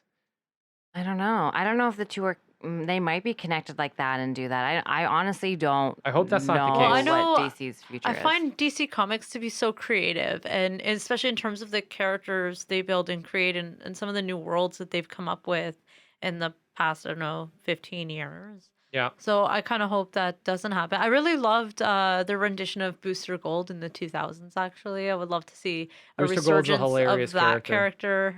Is basically like the equivalent of Deadpool or something, but a good guy, lighter version of it. Literally probably one of the most conceited heroes I've ever seen in my Really life. funny, Yeah, but funny. Very But yeah, funny. and I really liked some of their other weird stuff. They did like Gen 13. That was weird Yep. and different and kind of fun. Doom Patrol. Yeah. Yeah. No, like, let's hope that this isn't the case. But, if they have a, pencil pusher looking at shit on a spreadsheet, and DC Comics isn't the market share leader as far as print comic books goes, that's for sure. And then they got this $250 million payout to JJ Abrams, and they got all this IP sitting in the back, and they're like, But that is what C-suite Right? people do. They just look at like not even spreadsheets. They look at reports, like reports that are filtered Yeah, up and I just bar charts that Yeah, I say know. what's I profitable know, and what's not. and that's what sucks. I That's what honestly sucks, don't know 'cause- what they're gonna do, but DC is such a big name. Like it's DC and Marvel. I mean, that's Yeah. really it. Well, I think we're not going to see TV shows suffer, and I don't think movies are going to suffer. Right. But I think we're just not going to see new content and new Right. characters for a little while. Right. Okay, so if we were each gonna pick a DC property, who would we pick? What would it be from JJ? Would it be TV, film, or a video game? And what would be the IP? I'll start off trying to Okay, give an go. example. Go. I want a Green Lantern film by JJ because he's done Mission Impossible. He's done he understands what a good action film looks like, and he knows how to play characters off of each other in those settings. And I think it'd be awesome to have like a buddy cop Green Lantern movie done by JJ. I think it'd be fucking awesome.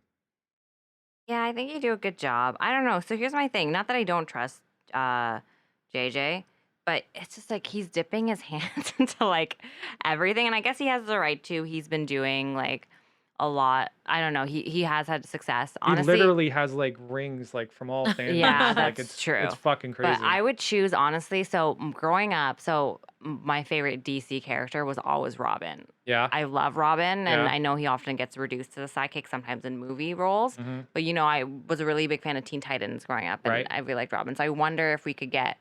I don't know what he would do with Robin, but I think he has such a rich story outside of Batman. But in the movie world, we have not really seen that. Right. So I wonder, bringing that to life and bringing some of his stories to life. I know a lot of that has to do with like the Avengers and the Titans and not Avengers, the Titans. I think Robin could be a great standalone character, but what I would do is I would use Jason Todd or Tim Drake, hmm and then I would have Nightwing as like a Tony Stark kind of Oh, figure yeah. to kind of mentor Todd or Drake you know from Not Dick Grayson. no Nightwing, right? Yeah, So Nightwing. Dick Yeah, Grayson, Dick is yeah, he yeah, turns into Nightwing. Yeah, for sure. yeah. So I think that could be really cool for Yeah. sure. I think he could do a really fun Booster Gold movie. Like that Yeah, would be hilarious. I think you should try. maybe Booster Gold could be cool if you had he could definitely get somebody to do that little droid that he has following around. I can't remember his name. But that could be cool. Yeah. That could be interesting. So yeah, so the next little tidbit of information is Hailey Steinfeld, which we know from Bumblebee, and I think she's Oscar nominated. Yeah, True Grit. True Grit. Oh right, True Grit. She was that kid, that little Oh girl. right. Holy shit! I know, we I seen didn't her even make grow that up. connection. Wow, I actually like that movie. I know a lot of people didn't like that movie. I really like that movie actually. So she's gonna play Kate Bishop in the new Hawkeye series on Disney Plus. So what do we think of that? I think it's gonna be pretty awesome to have somebody with that kind of talent playing opposite of Jeremy Renner. I think it'll be they'll set a good dynamic for sure. And she's a good actress. And yeah, she was in Bumblebee. She was also in this movie called Edge of 17 that I watched on an airplane. Okay. And I thought it was going to be dumb. But she was really good. And she played like this teenager, like going through life and being like, oh, I don't know what I want. And so I think it'll be really interesting to see that her character like that and also trying to like pick up this mantle. So she's got the angsty teenager character down because that's definitely what we see in Bumblebee. Like she's literally like totally punked out. It's set in the 80s, so she's like literally wearing like just rock band t-shirts and listening to, what we would call now emo music. She's an interesting character. She's got a good dynamic, great range. Um and maybe they'll strike the same tone that we get to see with Wanda and Hawkeye. I think that would be interesting to see. Yeah, I think Hawkeye's character has so much emotional intelligence, and I'd love to see how he handles a teenager. Good pull. He As a does have a lot of dad. emotional intelligence. Yeah. Yeah. So I can't wait to see. I think he's going to handle it well. I think he'll come up with ways of kind of putting things in perspective for her. So How much do you yeah. think he'll be in the series as opposed to Haley Steinfeld, though? As opposed to like Kate Bishop? I don't know. I don't know. He's there hasn't been much talk about like 'Cause how much time people are gonna get, like, how big the roles are gonna be. you kind of Um, made it sound like a handoff, like I'm gonna be handing this off. So I wonder if like this show will be like obviously this mentorship and then her becoming her own. I don't know Well, if you do remember- that so early to Not right away, yeah, but I to think like a the outcome. teenager. but we should remember that Hawkeye's gone through a lot of shit lately, Yeah. right? So Civil War, he retires, right? Because they want him to sign the Sokovia Accords. He refuses. He retires. He gets put in jail. He gets broken out of jail, and then the whole Infinity War shit happens. His family disappears, And Ronan comes and in. he goes fucking full Ronin on everybody, right? He literally just is cutting crime bosses down in the streets of Tokyo and Mexico. So I don't know.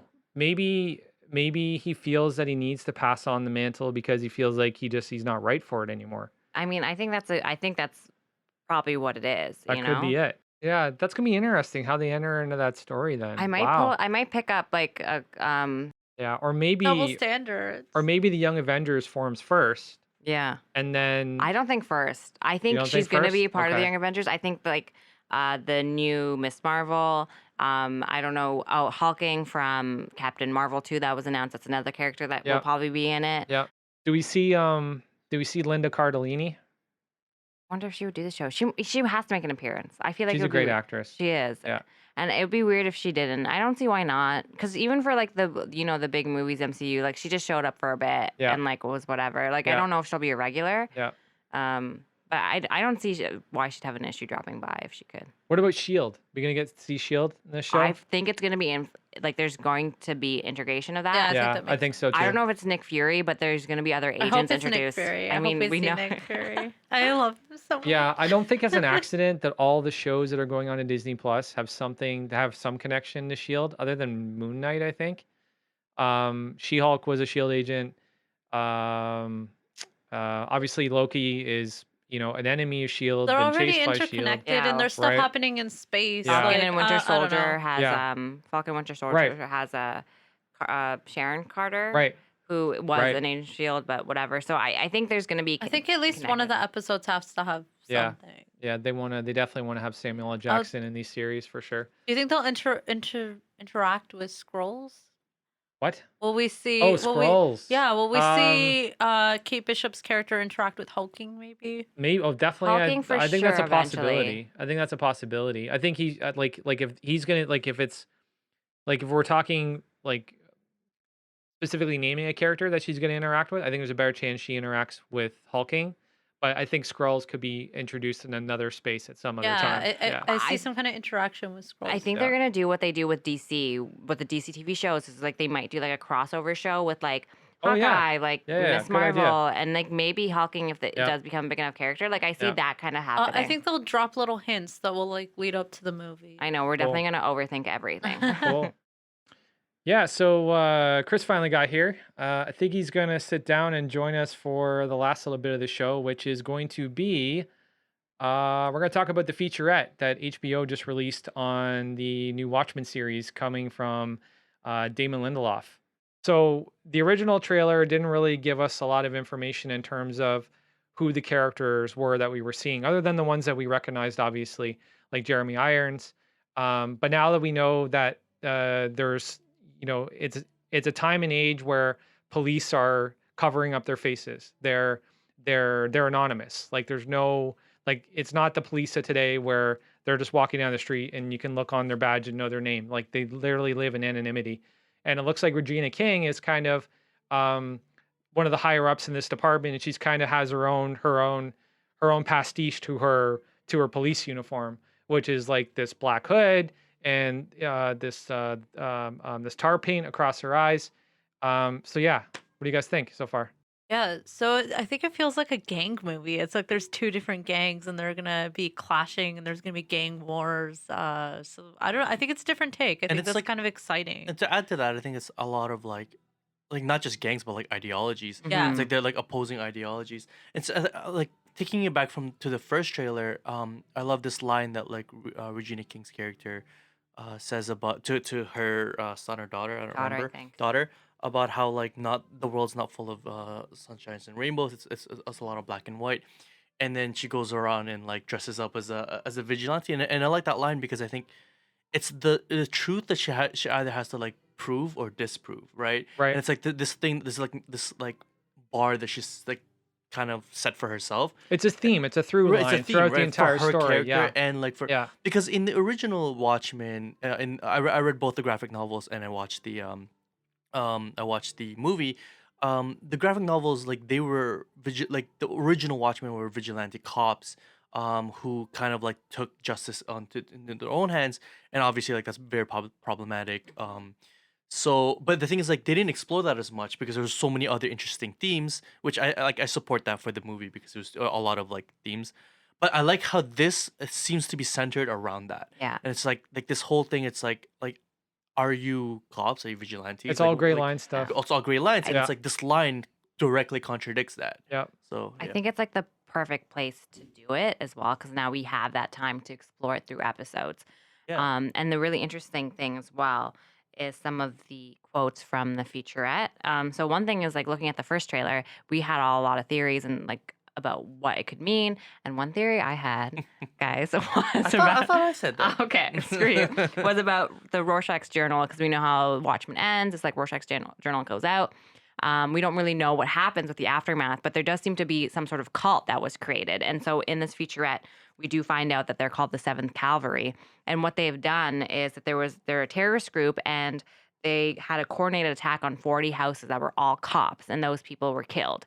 And so this could be why they are now masked, right? It's because of this attack. And so there's a quote in here inside inside, I don't know if it's in the featurette or in the original trailer, but it's like, you can't tell the good guys from the bad guys. And like, does it make you good or does it make you evil? Right. You know, it's like, what is the difference now between you and I? And that's where you kind of see like the battling ideologies. But just beyond that, the story also seems like it's going to be crazy, and there's going to be like a lot of twists and turns. There's a new doomsday clock. Exactly. Like that was like the big Yeah. big thing with the originals. Like Jeremy Irons. First of all, Jeremy Irons cast as Ozymandias is fantastic. Like, Yeah. I can't wait to see his like his character Ozymandias is like whole thing is like he's stopping the greater good type character that's like stopping this doomsday clock. And now like it's not just chaos in the streets. There is a second doomsday clock, and like Right.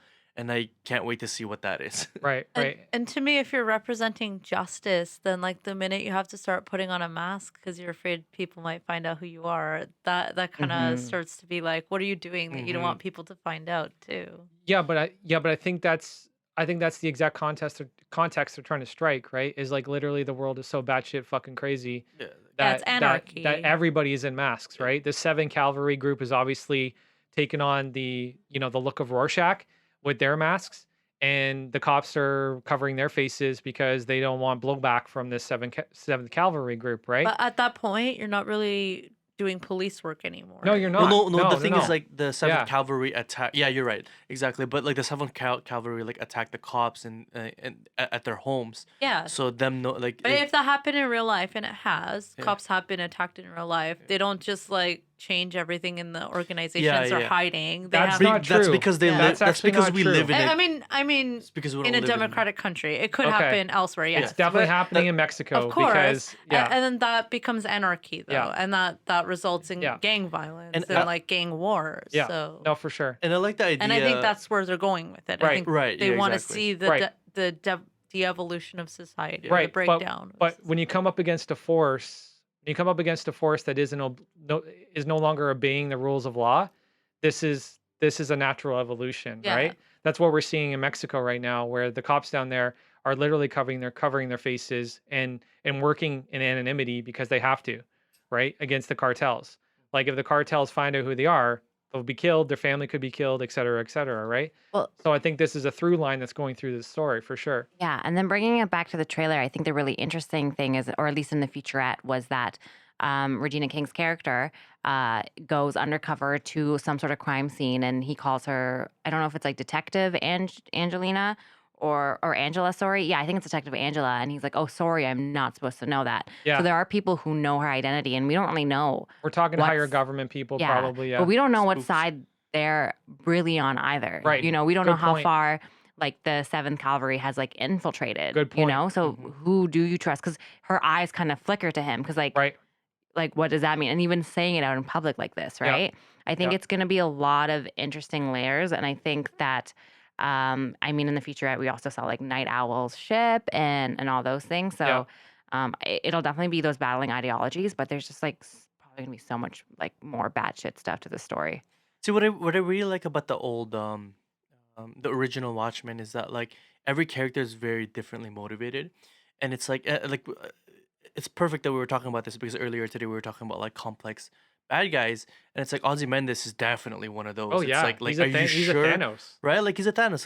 Like Yeah. it's like he did save the world, guys. Like Yeah. he killed a bunch of people, but he saved the world. Yeah. And it's like, and Rorschach is like, it's interesting that Rorschach, his symbol, because I do love the Watchmen and its use of symbolism, namely the comedian and Rorschach's sack, and and I love how this series is kind of using it as like a marker for I'm guessing like their corresponding ideologies, and it's interesting that Rorschach is the one that's being used as like what on the surface seems like the bad guys because he was technically the one that's like was the good guy. Like we were following him. I mean, he was a very complicated character as well. But And, it's like and we don't know what the cops in this world have done though. So Exactly. maybe Exactly, those yeah. people Exactly. are. that's what I'm saying. Like Yeah. like it's Exactly. it's seems so complex. Like what is this See- called?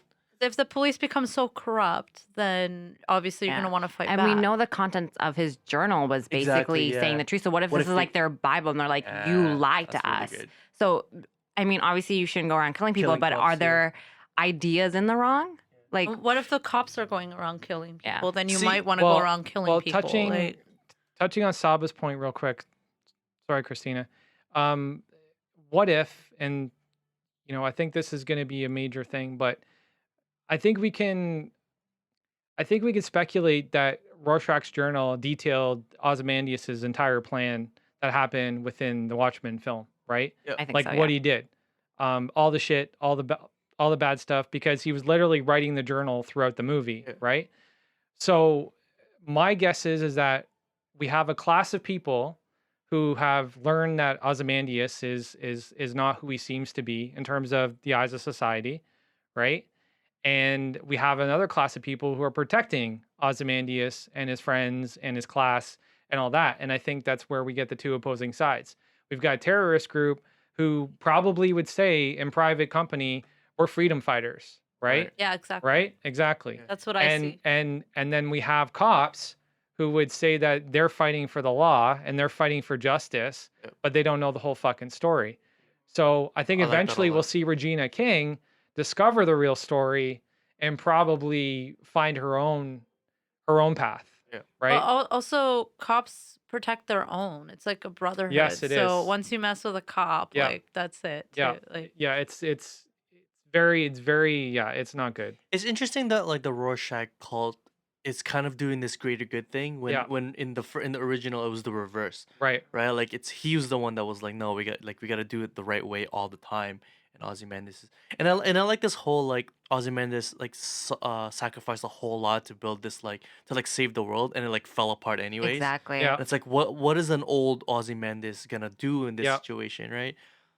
I also think when your ideology becomes a cult and you're gone, you no longer have control over the message or Yeah. how that is carried out. So the people who take over are kind of just going to do whatever they think, and they might be totally misinterpreting Right. some of your morals or some Right. of your stances on things. Because right? it's not Rorschach they're following, it's Rorschach's journal, and they have no Yeah. idea It's, how. there's a lot of room for Rorschach was, interpretation. yeah. Yeah, and touching on what you're saying, there's a lot of like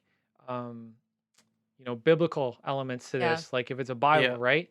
I don't know if how well you guys know Damon Lindelof and his work, but this guy loves religious, scientific, technology Dichotomy. verse dichotomy themes, and he loves that shit. Like it's all the way He's through. perfect then. Yeah, it's all the way through Lost. It was definitely in The Leftovers.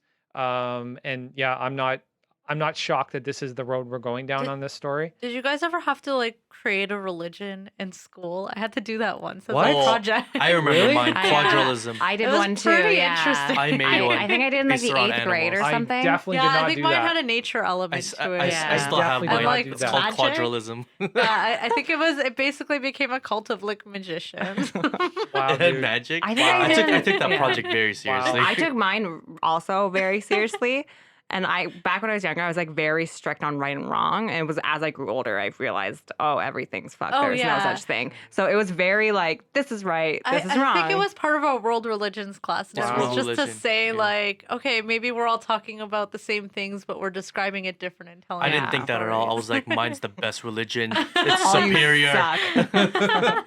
Well, that's like with Rorschach. Like, so they get this book, they read it. One guy reads it, it keeps spreading, and then what ends up happening is you have this whole convoluted thing of maybe whatever Rorschach wanted to accomplish is not what they're accomplishing, but it's out of his hands. He's not here, Yeah. so they can do whatever the heck they want. Right. And right. his successor is like doing the opposite that he would actually do, because his whole thing was like he's fighting Ozymandias, because like he disagreed with Ozymandias like with his point of doing the greater good, and his like successors Yeah. are like just taking Or like even liberties. if you're ever part of a organization or an association, you kind of get like a different vibe in every chapter that's very influenced by the region that it's from. That's a good So point. so for example, my association has a Texas chapter and like the people from it's just different. Like the Texas chapter is just a different vibe. That's a good But point. it's kind of fun. They wear like Yeah. the hats and they're super friendly and they Yeah. go shake hands with people and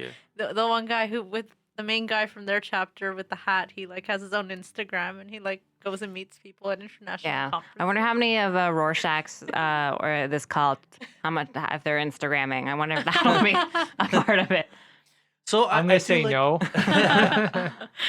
So I do like the reintroduction of Dr. Manhattan. So for me personally, I never liked the super omniscient, like powerful creature, like characters, in a traditional sense. So Superman, like I'm not a huge fan of Superman.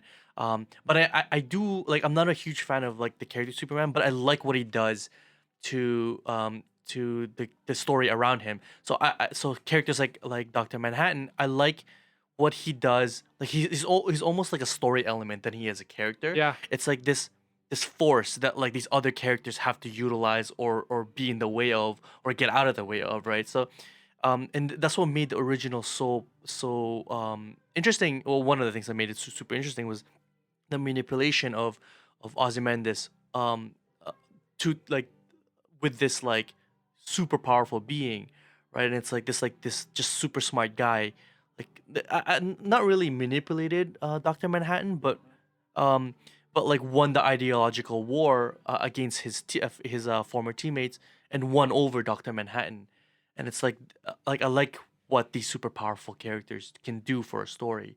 It's like this, yeah, Yeah, it's no, Mhm. almost like a plot device, right? Yeah, Mm. Chris, no, you make a great point because I think the charm or the appeal of Dr. Manhattan is actually that he is an omnipotent like super being, Hmm. right? Like a Superman or a Galactus or whatever. But we don't get what we get with Superman. Like Superman is He's a problem empathetic, he's solver. Yeah, caring, exactly. like Yeah. like he's trying to save everybody, Yeah, right? yeah. Dr. Manhattan is literally like Doesn't the give a most shit. logical, most Yeah. pragmatic being like on the planet. Like if it doesn't if it doesn't help him push forward a plan or to better something, he has no fucking interest Yeah. in it, right? Like we see him try and carry on that relationship with the Silk Spectre Yeah. in the movie, and you kind of just sit back and you're like, it's like it's like you're at a bad party and you're watching like a couple fight. Like that's Yeah. that's kind of the way that fucking No, feels. and I So love that we saw it through his eyes. Like, can we just bring it back to the original movie? yeah, Like, I love that he was narrating those parts and not the Silk Spectre yeah, because you saw how cold he actually yeah, was, and you exactly. saw that like he's making it work because he knows he should, but he Yeah, doesn't want to. yeah, And it's like it was. I think it was a really good move for them to narrate it yeah, through his like dark or his like unfeeling perspective. And it's yeah, like yeah, yeah. And they it got it really like put forth this idea that he's just the judge that everybody has to like win over in court, and he's not like a character in himself. It's really cool.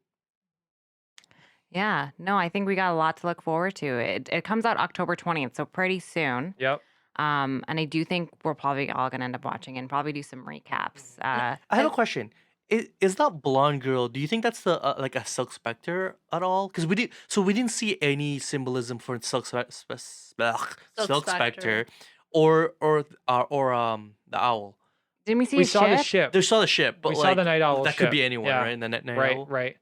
I guess it Um, depends on how much time has passed and whether everyone yeah, is still around. yeah. I No, think but like that'll the Silk be. Spectre has been passed down, so there's been Okay. two, I think. Yeah, So like I'm just wondering if she's the third. So there is some theory that like she might be a Silk Spectre because I think her last name is the same as one of the Silk Jupiter. Spectre's last name. I'm not Jupiter. sure. Yeah. No. Okay.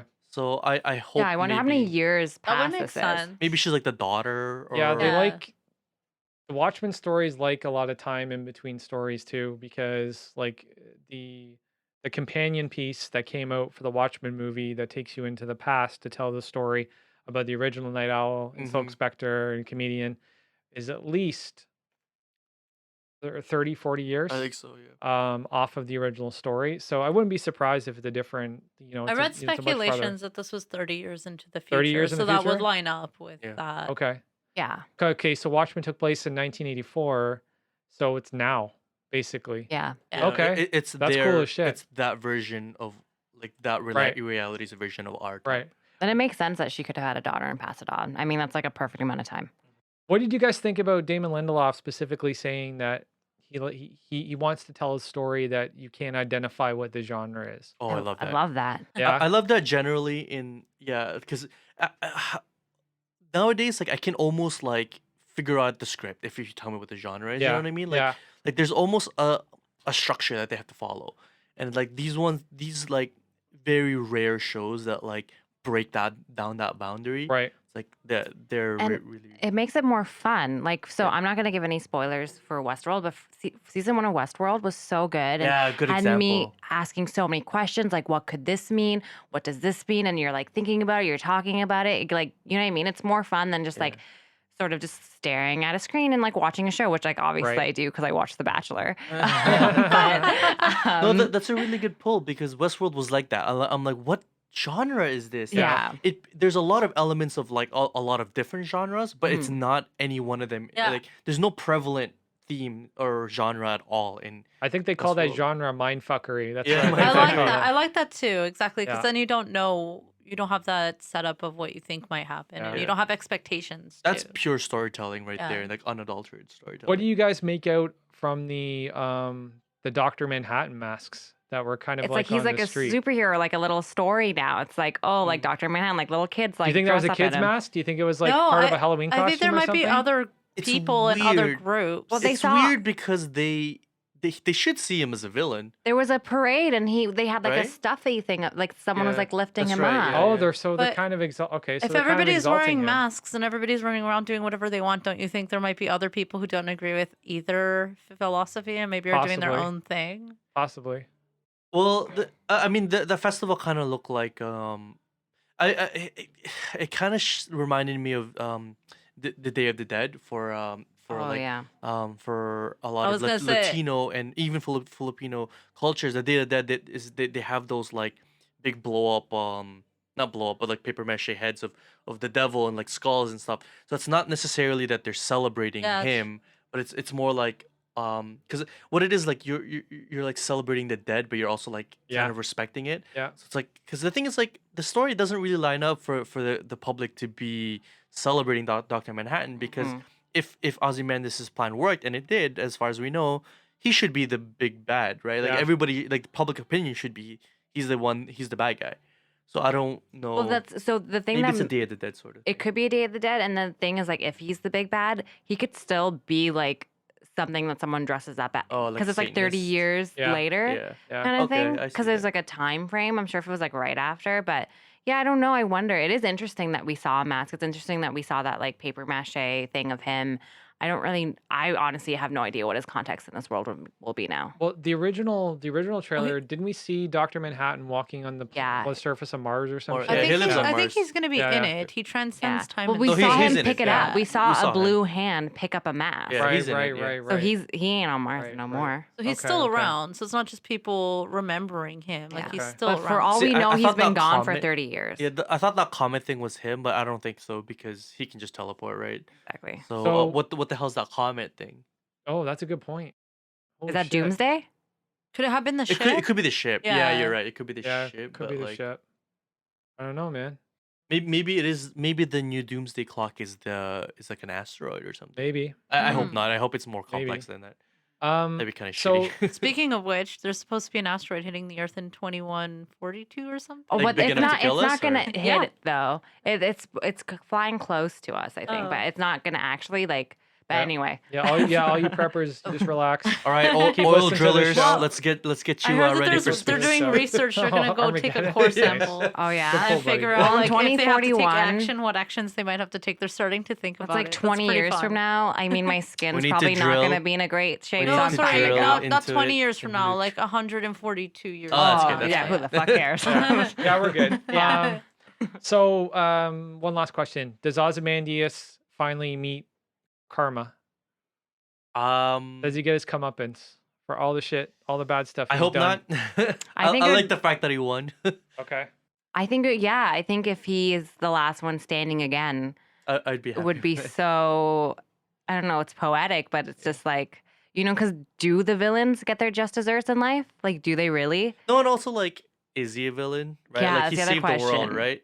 I mean, like he murdered millions, Yeah, but you're he saved the right. world. Exactly. You know what I mean? Like it, like yeah. Except like Thanos was. I'm not gonna get into this. I mean, Yeah. Thanos was the threat. Like Yeah. Ozymandias didn't create the threat. The threat was there, right? Yeah. Right. Good point. Good point.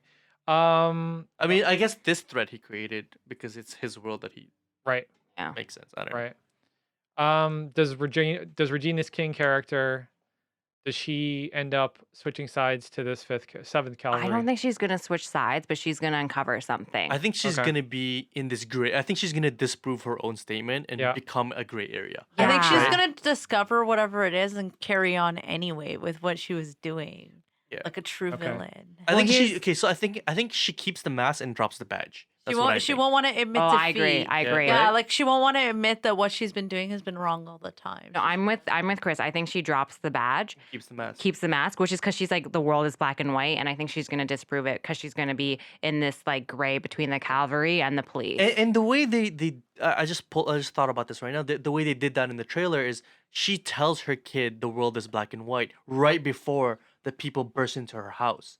So it's like you know what I mean. Like it's like she's telling her kid this before her world gets torn apart, right? So it's like this thing where it's like in the perfect like thing. Like I would want to believe that this is white and black and white, but like. And then these guys disprove me because they killed my son or whatever it is. I think right? it's like her husband. Yes. Or the daughter lives, right? So Yeah. her husband, whatever. So yeah, I don't know. Maybe I'm pulling out of. No, I think that's a good point. I really do.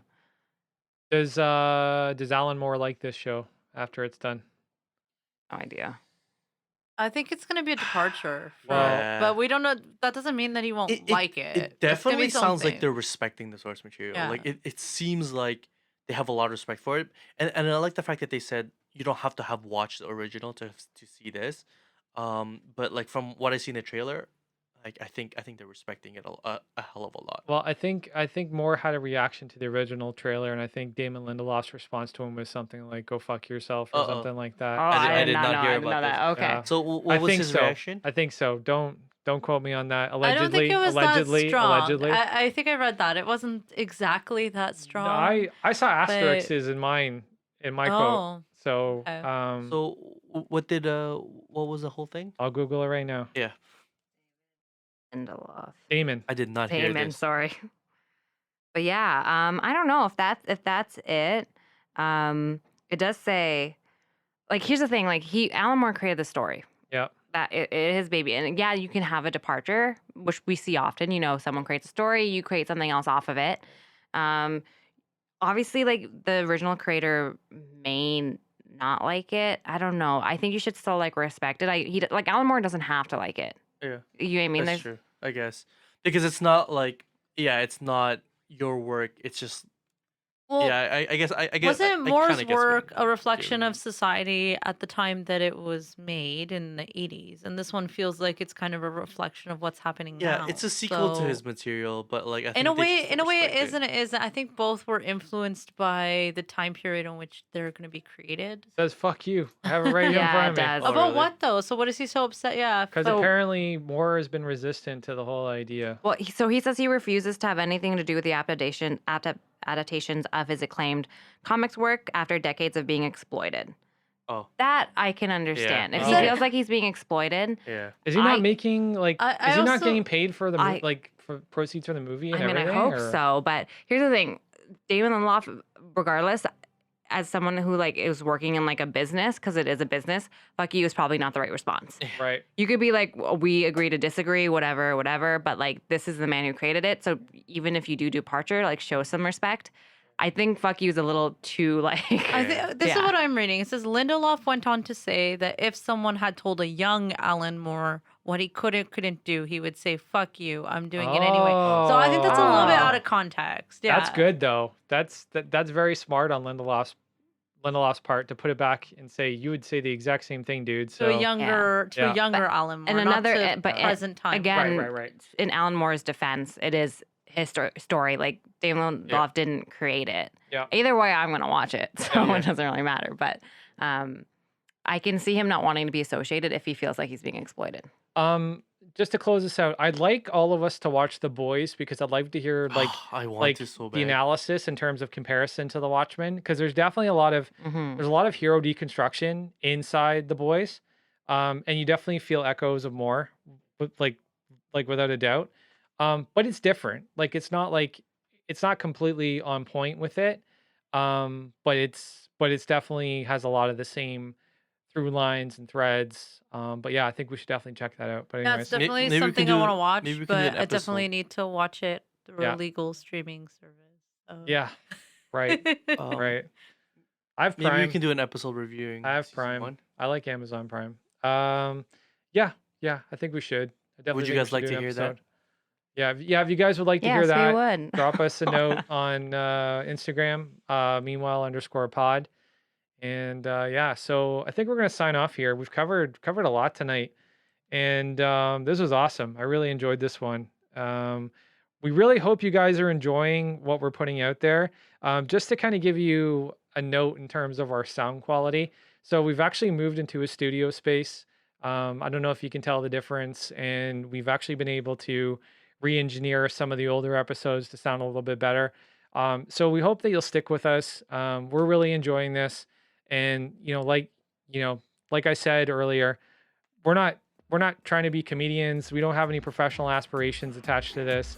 We're just having a lot of fun, and we hope you guys are enjoying it too. So, signing off. This is Frank. Christina. The Saba. Chris, Peace, guys. later, dudes. Take care.